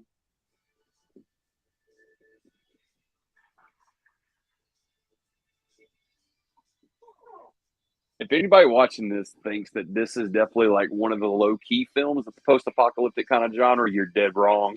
You're dead wrong. There's some horrible fucking movies in this genre, but this is a fucking masterpiece. Yeah, this is a masterpiece in comparison to some of it. Like I know, like I don't think y'all were like really comparing it, but goddamn.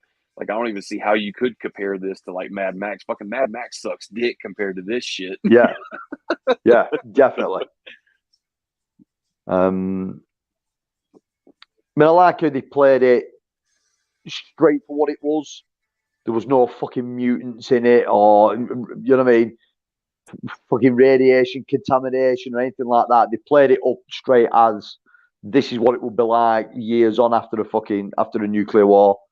You know what I mean? It's been split. World's been split out into tribes. They're battling for fucking dominance. I think basically this is what it will be like. Fucking some of the other stuff where you start to bring your fucking mutants in it and that kind of shit. I enjoy it. Honestly, as fast as they are throwing out ammunition, dude, these fucking guys would have ran out of ammunition like in the first week of the fucking apocalypse. Yeah, exactly. I mean, where have they been storing all this for fucking years? It's like a whole fucking Walmart just full of bullets somewhere.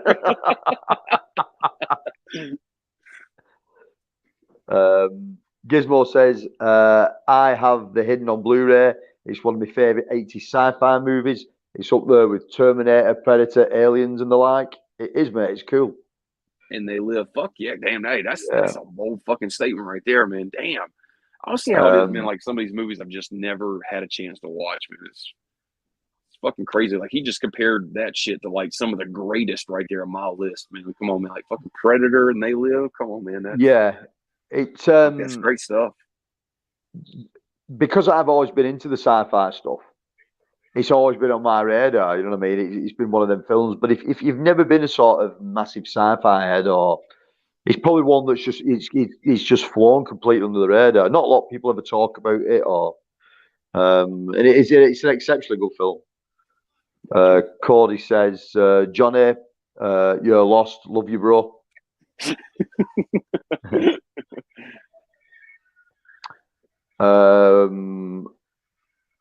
Oh shit! There you go. 101 are putting out Death Sport. Really? I haven't seen that. And I've got my pre-orders in with 101, and I definitely didn't see that one. Oh, man. Oh, that means more money I'm fucking spending. How have I missed that one? To be fair, I have got a copy of Dead Sport, and if anybody has seen Dead Sport, fuck me, it's terrible. It's a fucking woeful film. And I love David Carradine. David Carradine's fucking great, but he's absolutely terrible in that. The whole Well, you film's made the fucking review. terrible. The review you pretty much sold it on, so. Yeah, it's worth watching just to see how fucking bad it is. It's an odd film, and 101's put in. I honestly didn't see that. I've not seen that on the up and coming list or anything. And I've got all my month's pre-orders in now, unless they've just dropped that on the last minute. I don't know, because 101's big one for October was Ghostwatch. So I'm not sure though. I'll have to dig into that.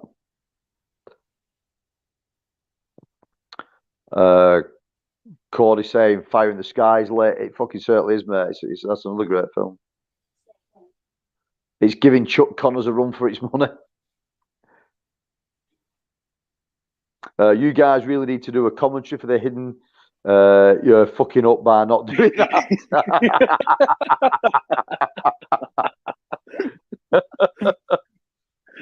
Hidden film is more like Highlander in some ways. Yeah, mate, you're right. It has got the feel of Highlander.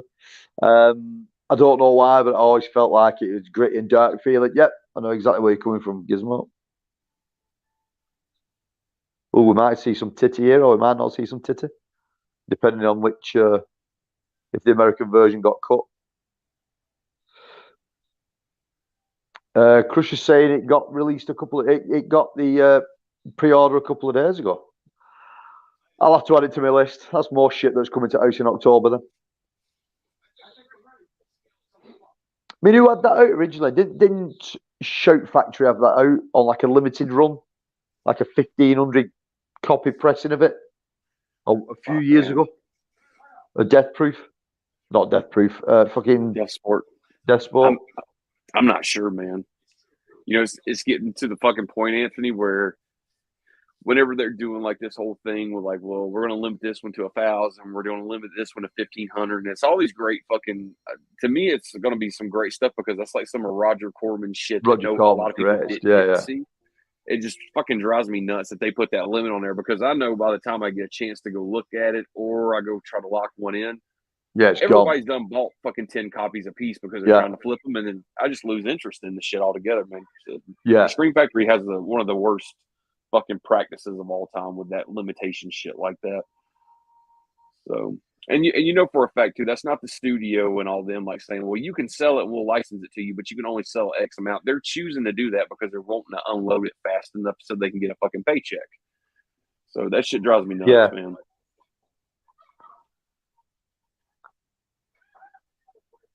Cody says I'm more of a consultant than anything. We need more admiration for the hidden. Too hard, dude. It's again, it's one of those films that people don't talk about enough. It is really good, and especially the releases that HMV do of it. You know what I mean? At the moment, they're 2 for £15, so they're £7.50 each. Them currently, and within that, I think you get a Blu-ray. Do you get a digital copy in that as well? They said Blu-ray and digital.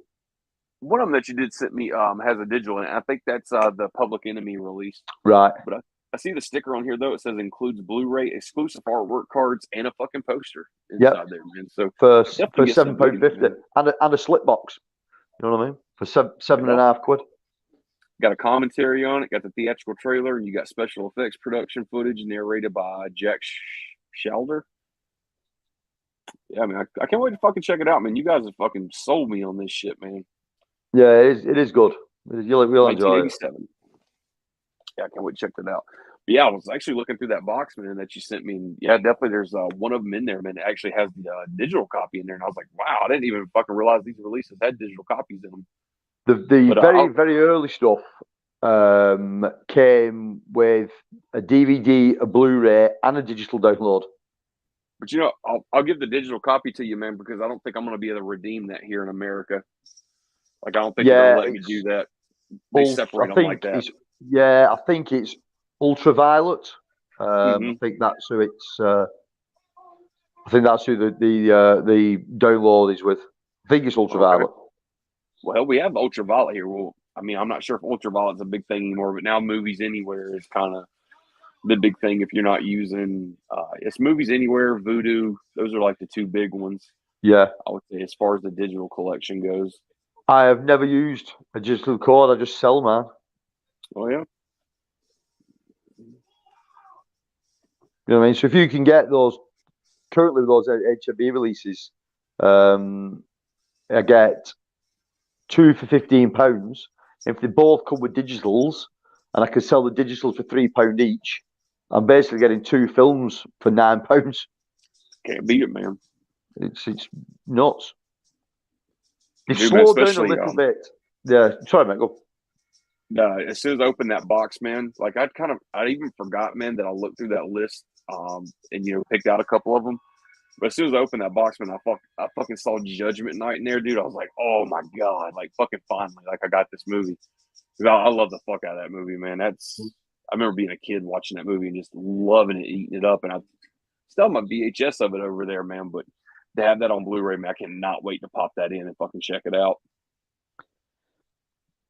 Yeah, they do a good job. You know what I mean?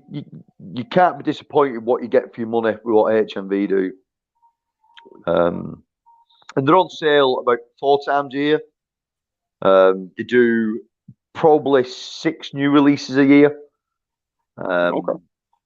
And they did a lot of sort of like film noir stuff, and then they did a lot of like Western stuff. So they tend to batch things out in a year. So if you know at the beginning of the year they've done some Westerns, you're pretty much going to get Westerns all year with them. Gotcha. But they've slowed down a little bit of late, and I don't know why.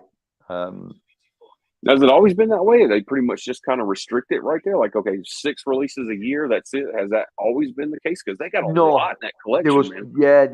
Initially, they were pumping it out when it first came out. But for the last couple of years, it's been about 6 a year. They've slowed down massively. And I don't know why. There must be a reason for it. I'm not sure, but whether they're just selecting titles better now, and the titles that they're using is costing them a little bit more. I'm not sure, but if you look at the early back catalogue, the shit they were putting out, mate, most of it was right up my alley. Some of the stuff of late, the film noir stuff, I'm not into. A lot of the Western stuff I wasn't into.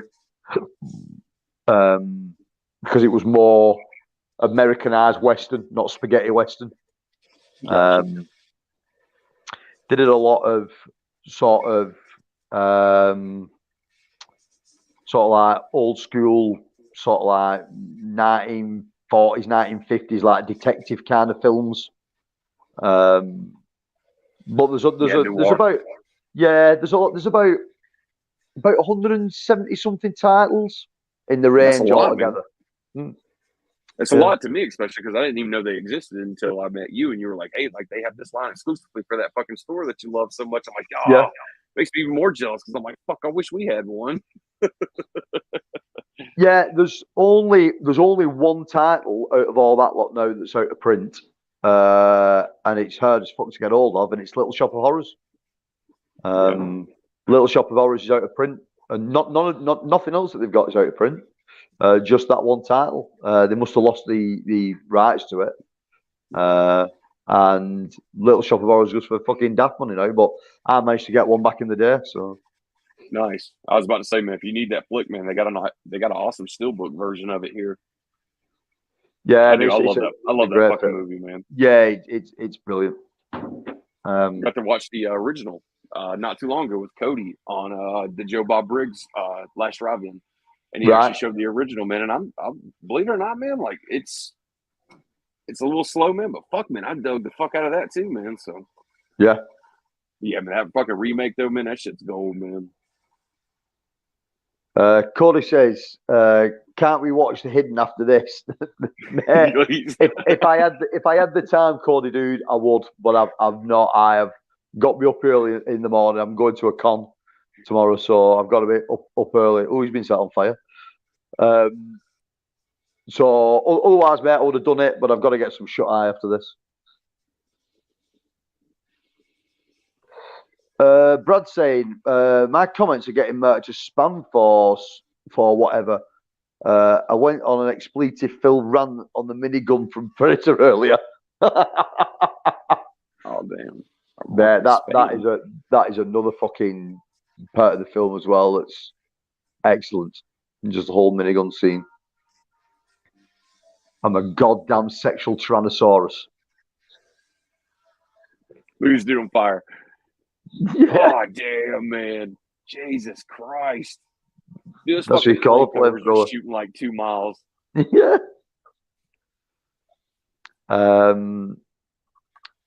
Brad says, what do you guys think about the new Vinegar Syndrome titles?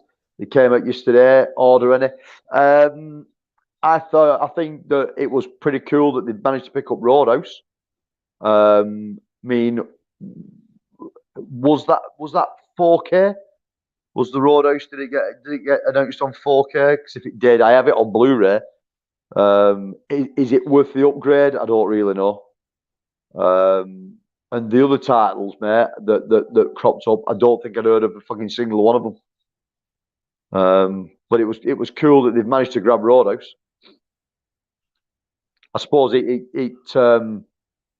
makes the future look brighter for other titles that they could possibly get their hands on.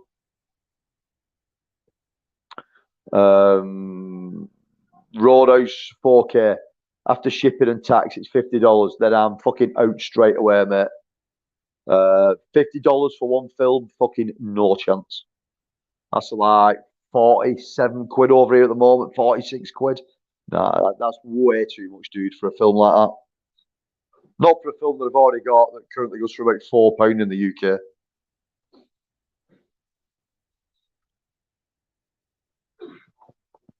Cody's put, holy shit, people are dying now. Dude, the amount of extras in this film is up there. I mean, there's fucking loads of fucking extras in it.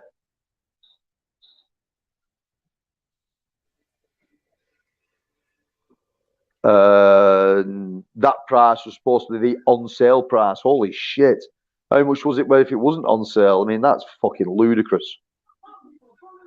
For a big studio title like that, you know what I mean? That's fucking ghastly.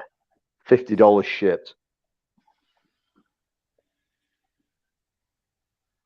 But again, the other releases I hadn't heard of.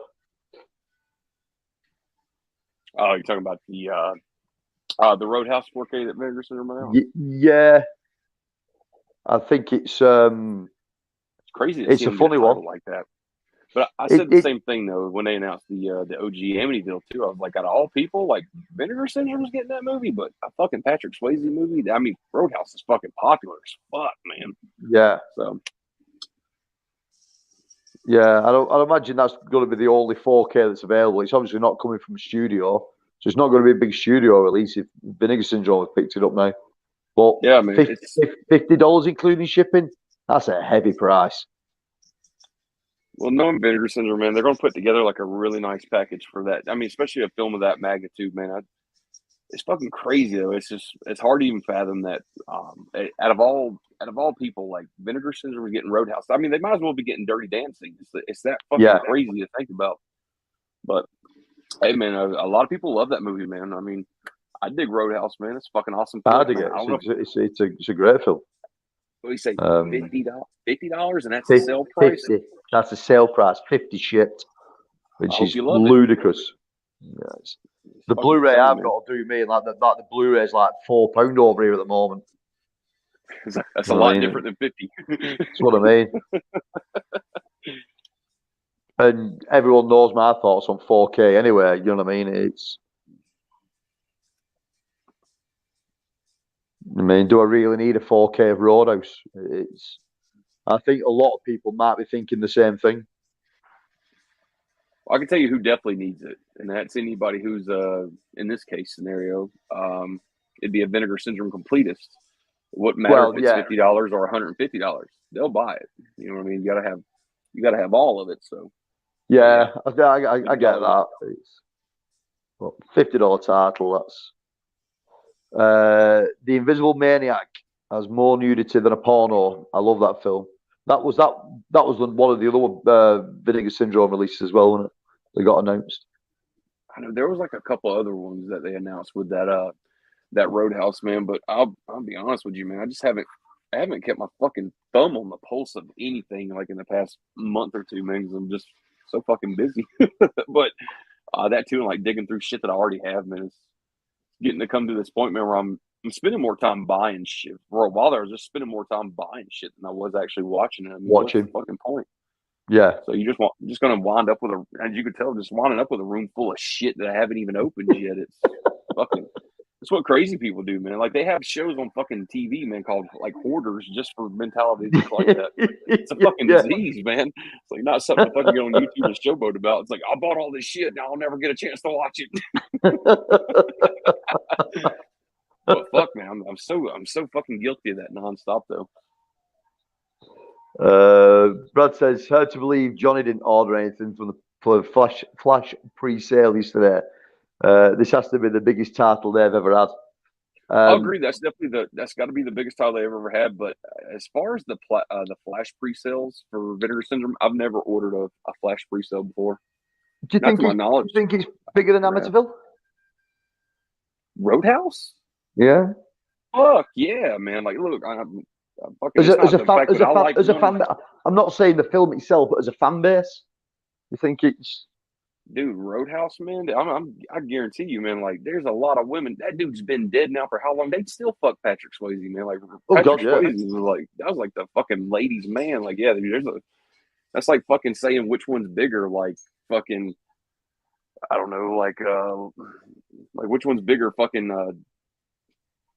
I don't even want to do that comparison. Anyway, yeah, dude, I would definitely say so. Amityville, man, of course, I'd take that film over any day of the week than fucking Roadhouse, of course, but that's just my opinion. But if I had to guess it, Roadhouse definitely has a fucking fan base, that's for sure.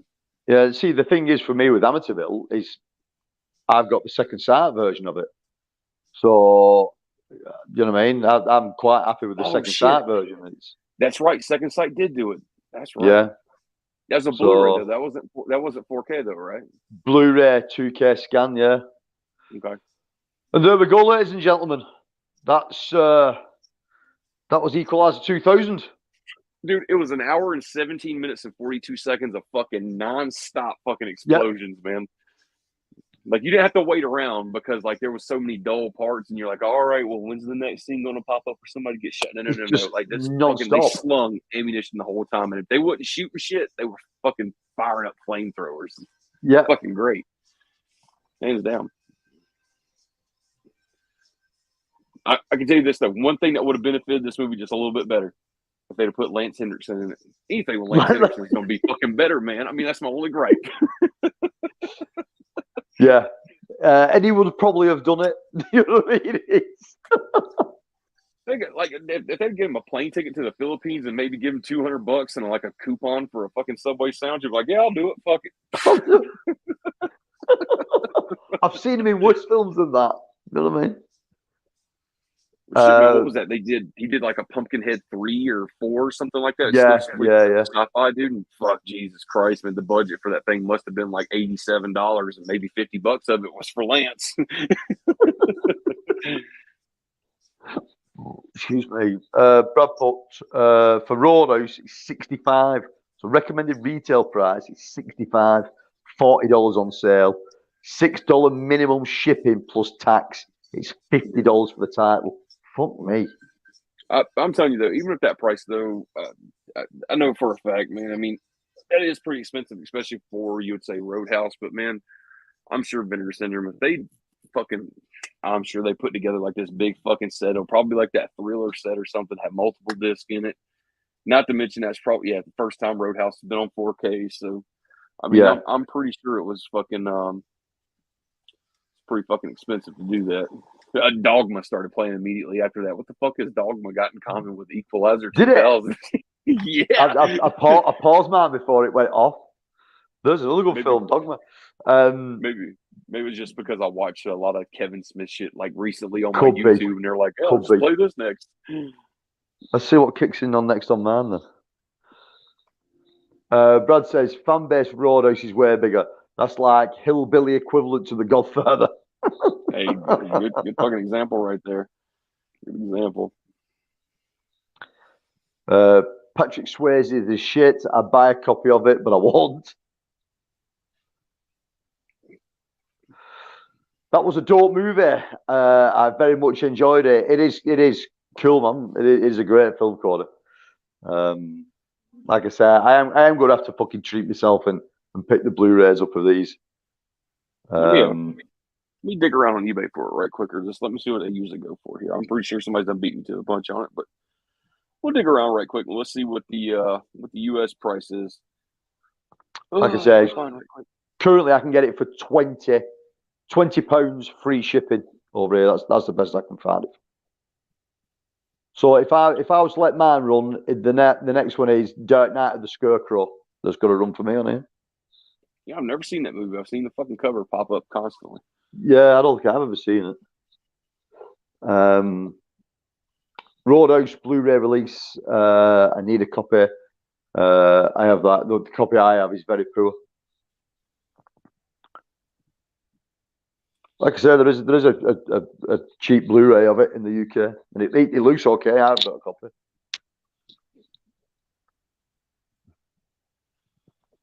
Hey, you definitely got an on-camera interview with writer and actor Frederick Bailey on here for that Code Red release.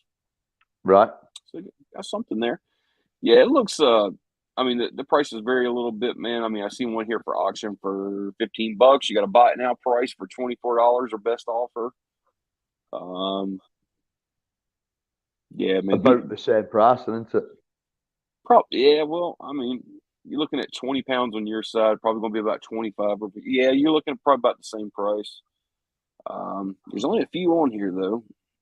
I mean, yeah, there's not many on eBay over here neither. They got one right here paired with the Sisterhood for $45 and best offer. So there's two of them right there together. Yeah.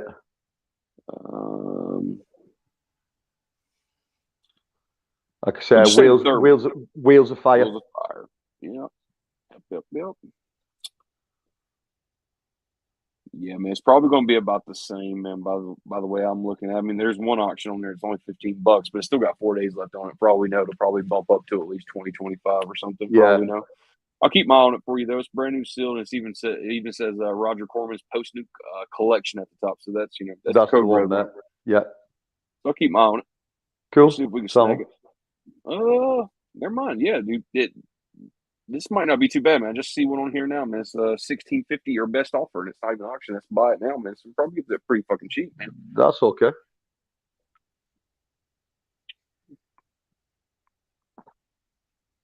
Yeah, man. Definitely. That's not expensive at all. Let's look up the other two, man. See what we can pull. Cool. Gizmo says Lance Henriksen is 82 and still making movies. 46 a year. Fucking great actor too, man. I'll watch him in anything, man. Anything. So that after that little 117-minute bit of fun, that's brought our post-apocalyptic month to an end. It's been cool that people have been joining in these live streams. I mean, people's been liking and I've had quite a few subscribers pop up off the back of it as well, which is cool. So that must mean there's some kind of an audience out there for this kind of shit. People have been commenting on videos. The one thing that I found really, really weird, and the one thing that we said we was going to do was a giveaway with this, and there's not one fucking person commented on any of the videos that I've done for the giveaway. So not a single person. Yeah, so maybe there was some confusion in the rules for that giveaway or something, or because I know we did it in a live stream right when we kicked off at the beginning. It's been a little while back too, so I don't know, man. I don't know, but we said that we were gonna do, because we have another that's going to pop up, and it's going to meet the giveaway a little bit standards a little bit better for that genre we were going to do, though, right? Especially, definitely. We kind of went, okay. I was making sure because I was about to say, wait a minute, like I thought we was going to do that for a specific genre that was going to hold. Yeah. But like I said, we explained the rules of what people needed to do when we first did the live stream to explain what we was going to do with the whole exploitation station thing, and then we came back for another live stream for the month of post-apocalyptic films, and we explained again the whole criteria of how to enter the giveaway, and no one on my side has entered at all. So you know what I mean? It's normally when people are getting shit for free, they're all over it, but I didn't get a single thing. So like I said, might have just been the confusion of it or something like that. And not to mention, man, like you did all your review videos, and I only did one, and fuck, I had a challenging time just putting that one together, man. Got to figure out something a little different, man, going a little bit forward, man, because I'm having a hard time with that shit, man. I recorded that video 3 fucking times, man. The one that we have up on there now, man, I'm just sitting there looking like a fucking deer in headlights. So I used to do my videos all the time. Like, that was my thing. Like, I did all my videos just by myself before I could figure out I could go to live and all that shit. And I don't know, I guess I just use that as a crutch now for so long. It's just fucking hard to sit here and like stare at my computer and talk to it. It's just like, God damn, I feel like a douchebag. Yeah, I know what you mean, because it's so easy just to sit on a stream like this and just fucking vibe with each other backwards and forwards, or if there's a big panel of you all chatting amongst yourselves, it's really easy to do. The second you set the camera up, point it in front of yourself, and fucking hold something up, it's fucking really hard. I just fucking blank. And I think, well, I'm not writing scripts. I can't be asked with all that shit. I'll just spiel off a bit of shit I know. And I think what that lent itself nicely to was the review videos I did. They were really short, straight in, straight out. This is what I think about it. No holds barred. This is the title I've got. This is the copy I've got. Done. So I think me sitting in front of a camera again, because again, I'd not done nothing like that for ages, where it was just me and a camera. And that's why I did 3. The initial 3 I did 3 back to back. I just sort of got in the groove really quick. So if you take notice on the 3 videos, it's the same setup. I'm wearing the same fucking clothes, and it's the same night. You know what I mean? I just went from one to the other, just straight through, and then just chopped it up into 3 and edited it. You know, man, like us doing this tonight right here, I got the most fun out of doing this because, like, we got a couple people here with us who's rocking right with us, watching the same exact shit. We're all queued up, ready to go, just shooting this shit and having fun. And that right there is like the most fun of it, man. If there's any way we could do, like, even if it wouldn't be for the rest of the genres that we're going to pick out and do whatever, man, the squeeze like at least 1 or 2 more in, you know what I mean, for each genre, because that shit's just a lot of fun, man. I mean, that's you get to watch something like that. That for me was a first time watch for me, even though I watched like maybe the first 20, 25 minutes of it earlier just to check for ads. But, you know, shit like that, man, that's instead of just sitting there talking about the fucking movie, we're sitting here watching it. You know what I mean? Like, it's like 2 birds, 1 stone. It's like, fuck, man, I got the best of everything right there. You know what I mean? So, yeah, I mean, you can definitely get 2 of these streams in a month. So the 4 live streams that we do, obviously the first live stream being sort of like the intro to everything that we're doing. If we did a second live stream, that would be another watch along. 3rd live stream would be the guest.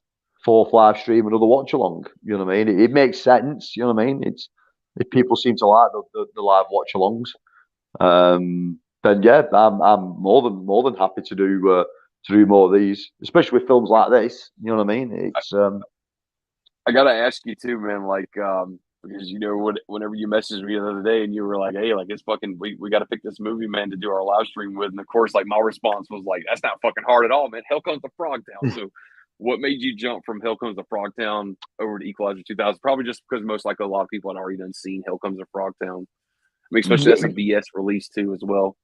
Yeah, I think. I mean, I love Hell Comes to Frogtown. I know you love Hell Comes to Frogtown. It's got a nice Vinegar Syndrome release. It's got a nice Arrow release. I think a lot of people are on the fence with it. I think you either love it or you hate it. I don't think there's any in between with the film at all. So I thought, let's try and play it a little bit safe. Just go with a straight up action flick. probably one that a lot of people have maybe never seen before or even heard of before. I knew it was a decent quality film. And then I had a quick look for it on YouTube, and there was a version of it on YouTube, and it looked okay. So I thought, fuck it, we'll run with that one. Because out of all the stuff that I've talked about and all the stuff me and you've talked about on the streams and that, for sort of like the more exploitive kind of film that this is, it stands out a lot better.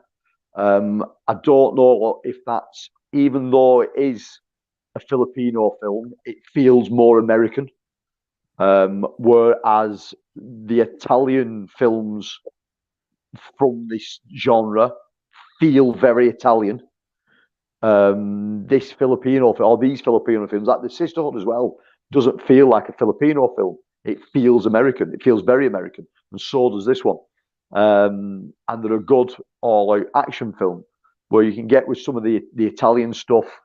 It's the film's very choppy. There's either nothing going on or loads going on, nothing going on, loads going on. Whereas these ones, the action just seems to keep rolling all the time, keeps it interesting. They're not too long. Majority of these are like 90 minutes or just under 90 minutes. Some of the Italian stuff drags out that little bit further into sort of like 100 minutes, 105 minutes. They push it that little bit over. So I thought, 90-minute film, 80-minute film, it's nice. Get in, talk about it, enjoy it, get out. You know what I mean? So we're not sat here forevermore. It's not to mention you picked one that literally never fucking stops. Like it just as soon as the credits pop up, boom, we're already blowing shit up, and it doesn't fucking stop until the credits roll again. It is non-stop. It's like I said before. It does. Again, it sounds stupid. It is a bit of a slow burn at the beginning. Like the first 30 minutes, apart from large explosions, the storyline is basically nothing. It's nothing till he finds the gun. It's nothing till the rebels take him to where they're building this stuff, and he sees the prototype gun. And the guy basically says, "Whoa, you can't have that. It's not ready. It's just a fucking prototype." And he goes, "Fuck you, motherfuckers! I'm gonna build it myself." And then starts grinding fucking barrels, A-Team style. You know what I mean? And fucking assembling it.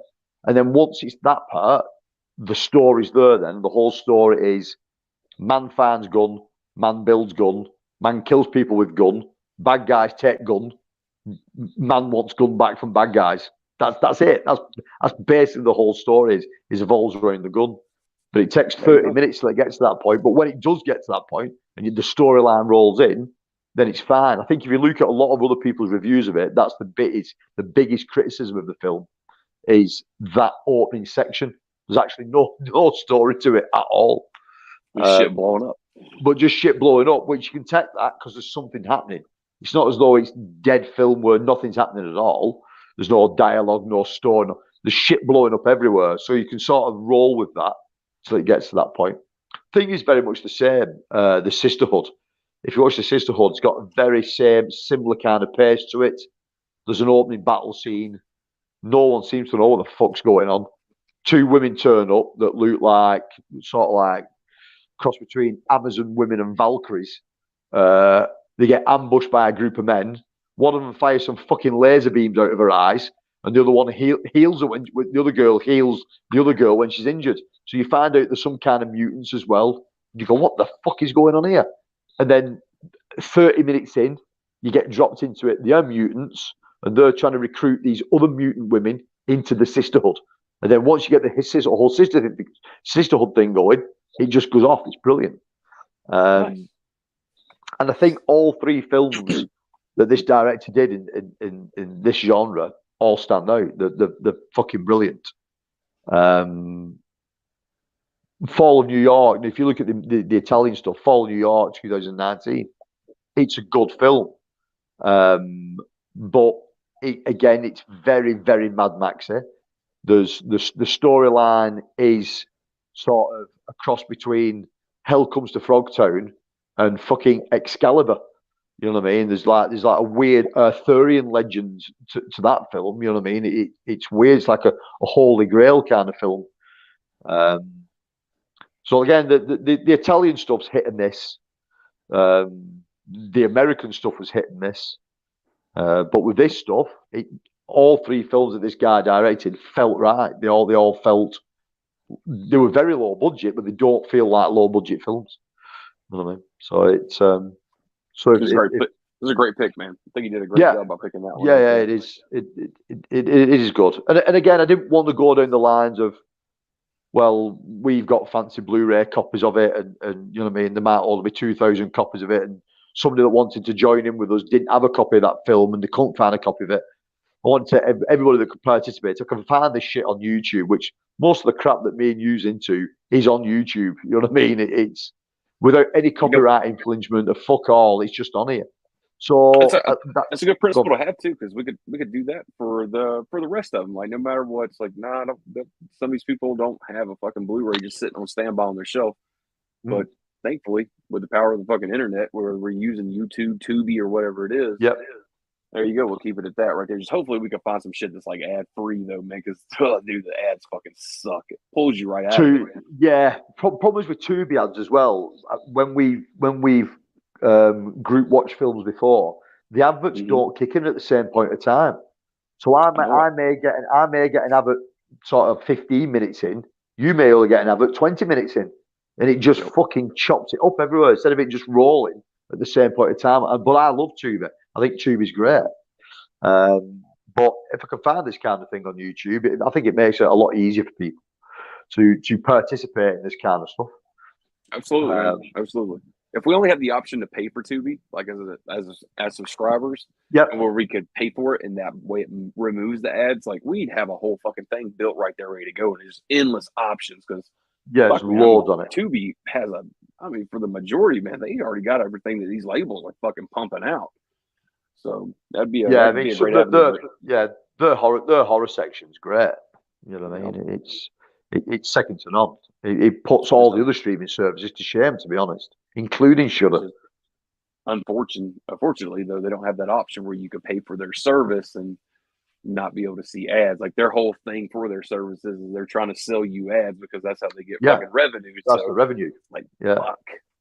But obviously, for me being in the UK and anybody else in the UK, if you want to use Tubi, which I would say use it, it's a great streaming service, it's a free streaming service, you will need a VPN because Tubi doesn't work outside of the US. So you can actually download the app from an official source. So if you're using a Fire Stick or anything like that, you can officially download the app, but it doesn't work inside the UK. So then you've got to run it through a VPN. Switch the VPN to US, it'll work fine. But you've got to run it through a VPN in the UK. It's the only way it will work. It's the same with Shudder. So I found with Shudder, I've got to run my Shudder through a VPN just so I'm able to watch the Joe Bob Briggs stuff with you guys, because the UK version of Shudder doesn't run the Joe Bob Briggs show. Gotcha. At all. It's unfortunate too, man. You think that, especially with Shudder, man, that's fucking like AMC owned. You think that they'd have the money to internationally broadcast that shit? You know what I mean? Yeah. That's a big fucking network, man. We're talking about The Walking Dead. I mean, that shit's made enough money for them. But it is what it is, though, man. It's how it goes. But it's I'll always try and do that. Whatever the genres are that are coming up on the next ones of these, I'll always try and look for the watch along stuff. If we can find it on YouTube, then I think that's probably solely the best bet to know, unless something better comes along. Especially, like I said, some of the ideas that we've got banding about for the themes on these, I'll guarantee you'll find these films on here. Guarantee you. You know what I mean? It's no one's copyright infringement at all has been put on Equalizer 2000. You know what I mean? No one's going to try and pull that off YouTube. No one cares. You know what I mean? And I think that goes for a lot of the other stuff that me and you's looking at. No one cares that it's on YouTube. YouTube doesn't care that it's on YouTube. The people who own the film don't care it's on YouTube. It's probably the only way it's getting fucking viewed anymore. It's not being played on national TV anywhere. You know what I mean? There's only a certain amount of fucking Blu-ray releases of it. It's never had a DVD release. The VHS, they're long gone. So you know what I mean? If you want to watch this film, then that shitty version on YouTube is probably your best option. Yeah. It's So just hope, man. Let's hope for the next pick though. You get lucky and capture lightning in a bottle. The second time around, because like that worked out perfectly. You got the whole movie up front. It's free for everybody to watch, and the best part of it is there was no ad, so we were all just once we started, we ran all the way through it. Wasn't no fuckery, wasn't no stopping, shit fucking up because of ad placements and shit like that. So hopefully, the next time around it works out just that fucking smoothly. You know what I mean? So even if we got to move something around, like okay, well, I want to fucking. For the next one, we should definitely go with I Spit on Your Grave. Well, we can't find that on YouTube without having to rent it, or there's like a shitty version of it up there that has ads in it. Could always move some shit around too. So yeah, I mean, what I can probably do as well, and it might work for a short period of time that we're going to watch it, is if it's an obscure film, and I've more than likely got it in my DVD collection, I can rip that DVD and then I'll just upload it to YouTube myself. Holy shit! I can do it that way. Nice. And you got to worry about no flags and all that. No, I'll just give it a stupid fucking name. I'll chop the opening off it. I'll chop the end credits off it. Just roll the film straight through. You might get a couple of weeks out of it before it gets flagged and took down, but by that point it doesn't matter. We'll have used it. You know what I mean? So if there's any specific films anybody's looking for that's in my library of weirdness in my DVD collection, just give me a shout, and I can always rip it and throw it up on here. That's no issue at all. That's a great fucking deal, man. I didn't even realize you could do that shit, man. That really opens up the fucking door like a good bit, man. Especially for picks. Holy fuck. Yeah, because again, a lot of this shit we're talking about, mate, YouTube are not going to be fucking bothered about it. You know what I mean? It's different if it's a fucking blockbuster film. But a lot of this shit is like under the radar crap. So they're never going to be bothered about it. So I could possibly get decent DVD rips of it. Do a nice 1080p or 1080i scan of it, sort of like upgrade it a little bit from DVD through the editing software I've got, then just chuck it up here. So that's always one way we could do things if people are looking for really obscure stuff. Fuck yeah, man! It's a great idea. There's plenty of it on YouTube. People may have got the stuff up here already, but if it's a film that isn't on YouTube and it's in my collection, then ripping the film's literally minutes. Uploading it's probably about an hour. So it can be done. It's something we can look at and easily be done.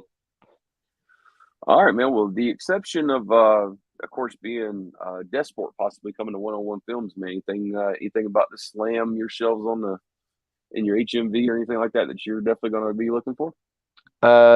My pre-orders up and coming. Ghost Watch from 101 Films. That's a big one for me. And was a big thing in the UK, if you know what Ghost Watch is. Title? Me and you just talked about it. The alternate title, because Scream Factory released as a double feature. Was it Ghost House? It was called, or you might be talking about something else. Ghost Watch was a very early 90s sort of TV event that happened in the UK, and it was like a fly on the wall live TV show about a haunted house in England. And while they were so-called there filming it, weird shit started happening. But at the time, people thought it was real, that this shit was really happening. Yes, but mate, it fucking frightened people to death. There was people ringing in hotlines stating that stuff was flying around the living rooms and cups were sliding off sides and all that. Honestly, the whole country went fucking crazy. And then the BBC had to do a retraction of it and went, listen, we're dead sorry. It's just a program. None of this shit's real. Kind of like the same story with Threads, right? Because I remember it caused some controversy back in the 80s, right? When they did that shit. Yeah. I mean, Threads is a fucking horrible film. It's a good film, but fucking hell, mate, it's horrible. It just shows you what mankind could do to itself, put it in that position. Like, it's fucking soul destroying. I think I said this last time, but you can go into threads like a completely healthy, normal person. By the time you get 3/4 of that fucking film, you're gonna be thinking about going to the doctor the next day to get some fucking antidepressants just so you can finish it. Yeah, it's fucking. Oh, it's terrible, mate. The actor that's in it, I can't think of his bloody name now. He started off life as like a comedic TV actor, in like TV sitcoms. He was in a show in the late 70s called, I think it was called, no, it wasn't Robin's Nest. What was it called? Anyway, and then he got into more serious kind of acting. And he did a film called ID, which was about he was an undercover police officer that had infiltrated a football club and had infiltrated it to get into its football fan hooliganism. So he joined these football hooligans. But what happens slowly as he goes on with the football hooligans, he gets totally involved in it and totally embraced by it. And by the end of the film, he's on fucking neo-Nazi marches. So he's gone from being a copper that's undercover to being completely fucking brainwashed by these guys and going on fucking Nazi marches. That's called ID, but that's the same guy that's in Threads. Yeah. Okay. I can't think of his bloody name. Other than Ghost, what about other than Ghostwatch? What else you got? I've got Final Cut Entertainment's release of Piranha. They've got a Blu-ray of Piranha coming out, so I've got that on pre-order. I just told you, Screen Factory announced their 4K with that shit, right?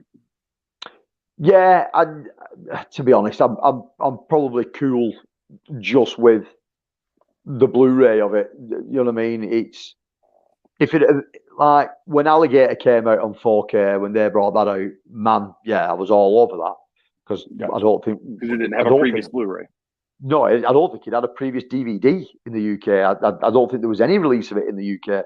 So when that got announced, Blu-rays floating around for quite many years for Alligator 1 and 2, but I mean they're all bootlegs though. So yeah, so when that got announced, I was on that, and same with Sword and the Sorcerer as well. When that got announced, we never had a Blu-ray of that over here. We just had a crappy DVD for years, so I was all over that. Piranha, as much as I like the film, do I really need a 4K of it? Probably not. You know what I mean? I think the Blu-ray will do me fine. Those Final Cut, they tend to do a decent job on their releases, and they're relatively cheap. They're about £12 when they come out. Sometimes you get quite a bit of extras. Go on, but I think the 4K that Screen Factory is going to release is probably going to include a Blu-ray with that new scan that they did for the 4K. Now, for this last one I just grabbed from Screen Factory, a Blu-ray doesn't always come with those fucking 4Ks. I opened up the case and I was like, wow, like holy fuck, it is. It's only the 4K. The 4K. There was no Blu-ray in it, and of course there was no reverse artwork on it. And I was like, God damn it! But yeah, that's this one right here. I just got in today. It's of course the Evil Dead remake right there from Screen Factory. Like I said, I opened it up and I'm like, wait a minute, like 4Ks usually come with a Blu-ray. Where the fuck is the Blu-ray? And it's like, well, they only advertise it as 4K. I should have known. But yeah, I don't know if that Piranha is going to come with a Blu-ray or not, man. So if you want to, man, just say something. I'll fucking snag you one, man. Because I think right now you can still get it with a poster. And I know you don't care for enamel pins, but they got one set. It's fucking expensive too, man. Those enamel pins they're a fucking rip off, man. Honestly, but yeah, you're a big fan of it though, man. I mean, it's a different story.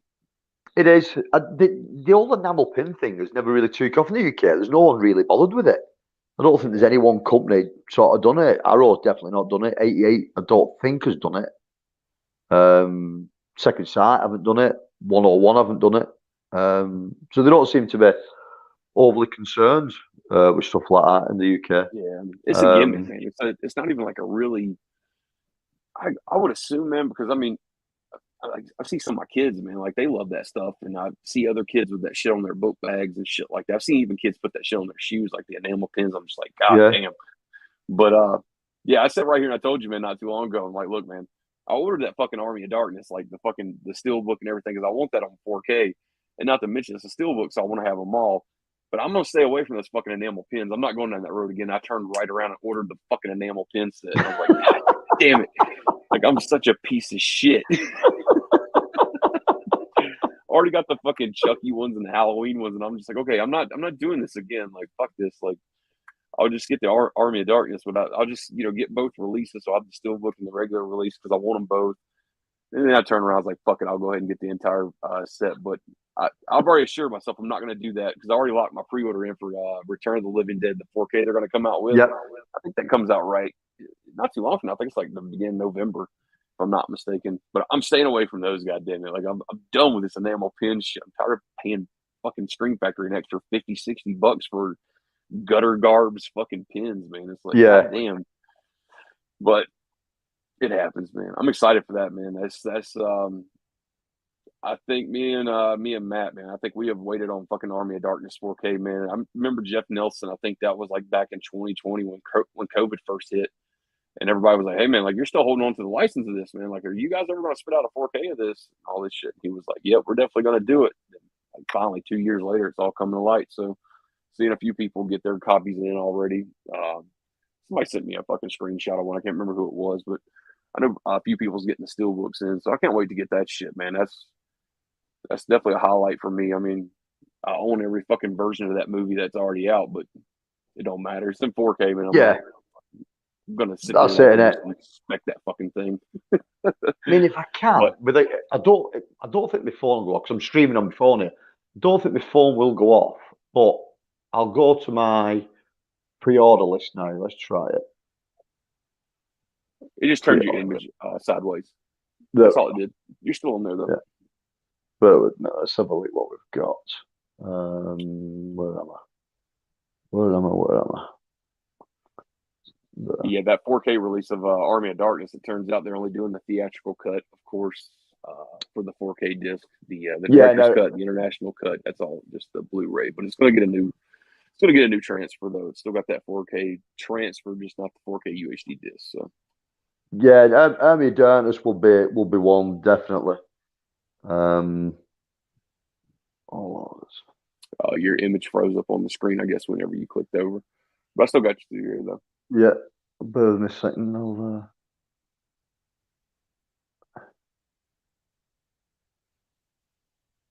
Okay, so my pre-orders were Ghostwatch, like we said.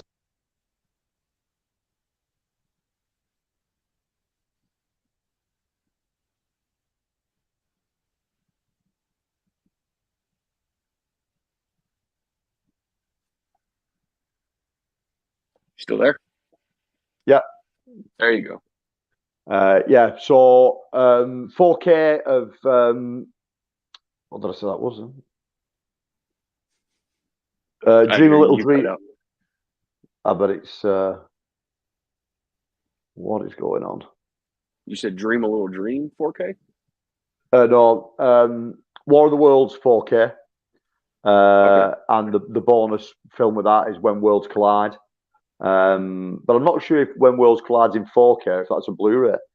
And obviously the two core is in Dream a Little Dream. The Vestron title that's getting a release over here now. Yeah. Which it's been out over there for what that now 6 months in the US. Yeah, that's the only Vestron I've actually refused to buy. I could care less about having. Like I did before, like I was like, okay, dude, like I mean, they're cheap enough. Like, fuck it, I'll get all of them. But they haven't come to that one title that they go to release, and I'm just like, I'm not fucking buying that until they announce that one. I was like, man, I'm not fucking buying that movie. Yeah, I think it's probably one of the reasons it's got a release over here because it's way cheaper than any other of those Vestron titles that's been released over here. Normally, the Vestrons over here are $15.99. This went on pre-order at $9.99. So they've obviously got a fucking shitload of them because people were not buying them. So they've dropped the price on it, Luke's, and banged it over here. So they're the three I've got on pre-order. Now fucking Crusher's telling me that Death Sport's coming out from 101. Christ, I'm going to have to go pre-order that. And you just sit there and said how fucking terrible of a film it was. God damn yeah. it, I gotta buy it. Yeah. It's the Blu-ray transfer's got to look better than the shitty old DVD version I've got of it. in fucking 4:3. You know what I mean? It looks like it's been ripped from a VHS. Well, they're what I've got in. There's obviously stuff coming out later in the year towards Christmas time that I'll be banging on Christmas lists and stuff like that. But for October, man, for Halloween, I thought there'd have been a hell of a lot more coming out in the UK than what's actually getting released. There's fucking virtually nothing. I mean, Ghostwatch seems to be the big one for Halloween this time, and that's coming out from 101. None of the bigger companies, Arrow or 88, have got fuck all. I'm trying to think of like what's the big Halloween releases. And the only thing I can really think of is, of course, Scream Factory's hawking out that fucking Halloween 6 through 8 4K set. And was it Walmart that fucked up on the pricing of that recently? Yeah, Cody hit me up the other day and he was like, "Look, hop on Walmart.com right quick. They really fucked up the price on that." And it was early in the morning too, so I immediately went to it as soon as he said. I already had my shit already locked in on pre-order, but I was wanting to see if it was, if it was sitting on there for like $27 for that fucking thing. I was like, I'll buy another one of it. Fuck it. And oh man, that's like a good giveaway or something like that for a couple of fucking bucks. That ain't bad. But they'd already fixed it, man. I think I would assume that a lot of people. Somebody had probably shared it on social media, and then a lot of people hopped on Walmart.com, and there was probably a good bit of them bought up, and they were like, "Wait a fucking second, we're selling this thing's like retail to like 100 and something, like was it like 120 bucks or something? We're selling this shit for like 28 bucks. We gotta fucking fix that." So yeah, it was already fixed by the time I went to Walmart.com to look at it. But yeah, it was early as fuck in the morning too. I think Cody fucking hit me up at like fuck, it's probably like 7:30, 8 o'clock in the morning. I was like, "Holy fuck, man!" I just got to work and try to get situated, and he's like, "Hey, fucking check this out." Cody put, Johnny's abandoned the whole YouTube community. Let's showcase some more obscure shit. Well, Cody, I can certainly do that, my friend. Okay. Crusher said, "Hell comes to Frogtown. It should have been a lot more fun action movie." I like it though, man. I like it for its fucking slapstick comedy.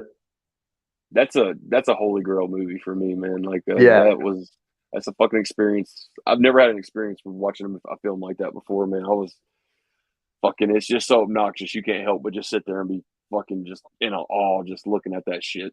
It's a great film. Yeah, it's a great film. Else with Sandal Bergman being in her underwear in it as well.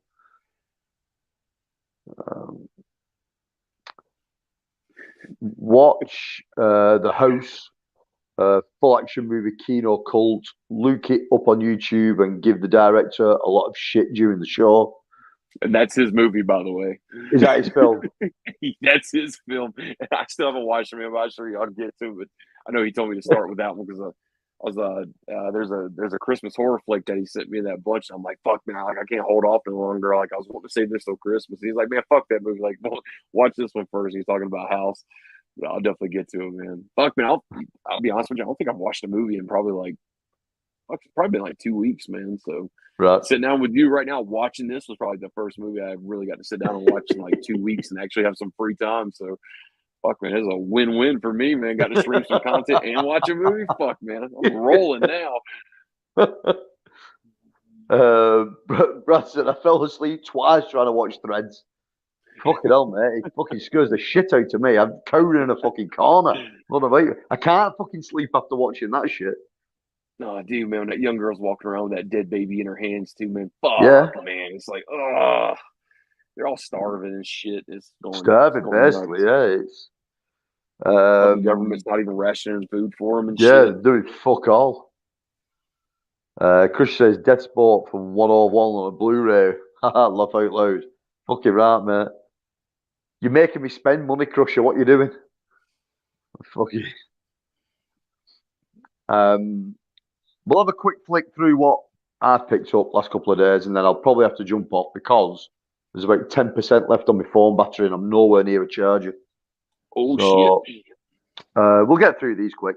One title, if you have been watching all these videos that me and Johnny have been doing, one title you hear me banging on about loads, and I've never done nothing with it because for ages I've been trying to get a copy of this film, and when I eventually did find a copy, for the right money. It took the fucking guy forever to send it to me, but it's finally turned up. And that was Salute of the Jugger. Rutger Hauer film, like a post-apocalyptic sports film. It's fucking brilliant. Really, really good. Good, all-round, entertaining film. So if you've never checked that, if you've never seen that, check that out. In the States, it's called Blood for Heroes. It was called in the US, but it was called Salute of the Jugger in the UK. So I'll try and grab that one. If you've never seen it, have a look at that one. Again, another film that wasn't available in the UK, and I've had to go to Sweden for a copy of this, and that is Mosquito, with Gunnar Henson in it, old Leatherface himself. That is a top film. If you like films like Ticks, The Nest, all that kind of stuff, you'll fucking dig Mosquito. I'm sure. Did Synapse? Was it Synapse that released this on Blu-ray in the US? Yeah, it was Synapse or Blue Underground, but I'm leaning more towards Synapse now. I kind of thought about it after we talked about it earlier. I'm almost 100% positive that's a Synapse. That's a great flick. And then everyone knows my hate for Amazon, but I found this on Amazon and couldn't turn it up for the price because it was like fucking hell, nearly fucking £20 cheaper than anybody else had it. And that was the special collector's edition of Eric the Viking. If you've ever seen this film, it's fucking brilliant. Good sort of slapstick, handmade film production, comedy, Monty Python-esque. You get a book and a poster in there, and nice slip box with it and that. So I picked that up for £9 off Amazon. I mean, just like I say, it was like nearly, it's like 28 or 29 anywhere else. Why it was so cheap, I've no idea. But take it where you can get it. Yeah, you definitely stole it, man. And like I said, man, those limited editions, you know how that works, man. Those things, once they're gone, man, they're gone. So you usually then get the standard edition if Second Sight rolls out a standard behind it. But hey, man, for £9, dude, you lucked up, man, especially getting a box like that. So I'm sure there's some goodies in there you're definitely going to love. And it's a good film as well. It's an enjoyable film. But right at 2.5 hour minute, 2.5 hour stroke, I'm going to call it there because there's literally 6% left on this phone. Shit. Yeah. So again, thank you for everyone that supported me and Johnny through this first month of the Exploitation Station, and this whole month of post-apocalyptic films. Thanks for everybody that's liked and commented on the videos, that's joined in the live streams, that's joined in the watch along tonight. We're going to do this sort of bi-monthly. So obviously next month will be in October. We decided we weren't going to do anything because there's been loads of other shit going on in October besides other streams and that for Halloween. So the next one for us will be November, when you'll see what theme we come up with for that one. But again, thanks everybody for checking us out. We will see you all later, and peace out, basically. Good night, everybody. See you later, people.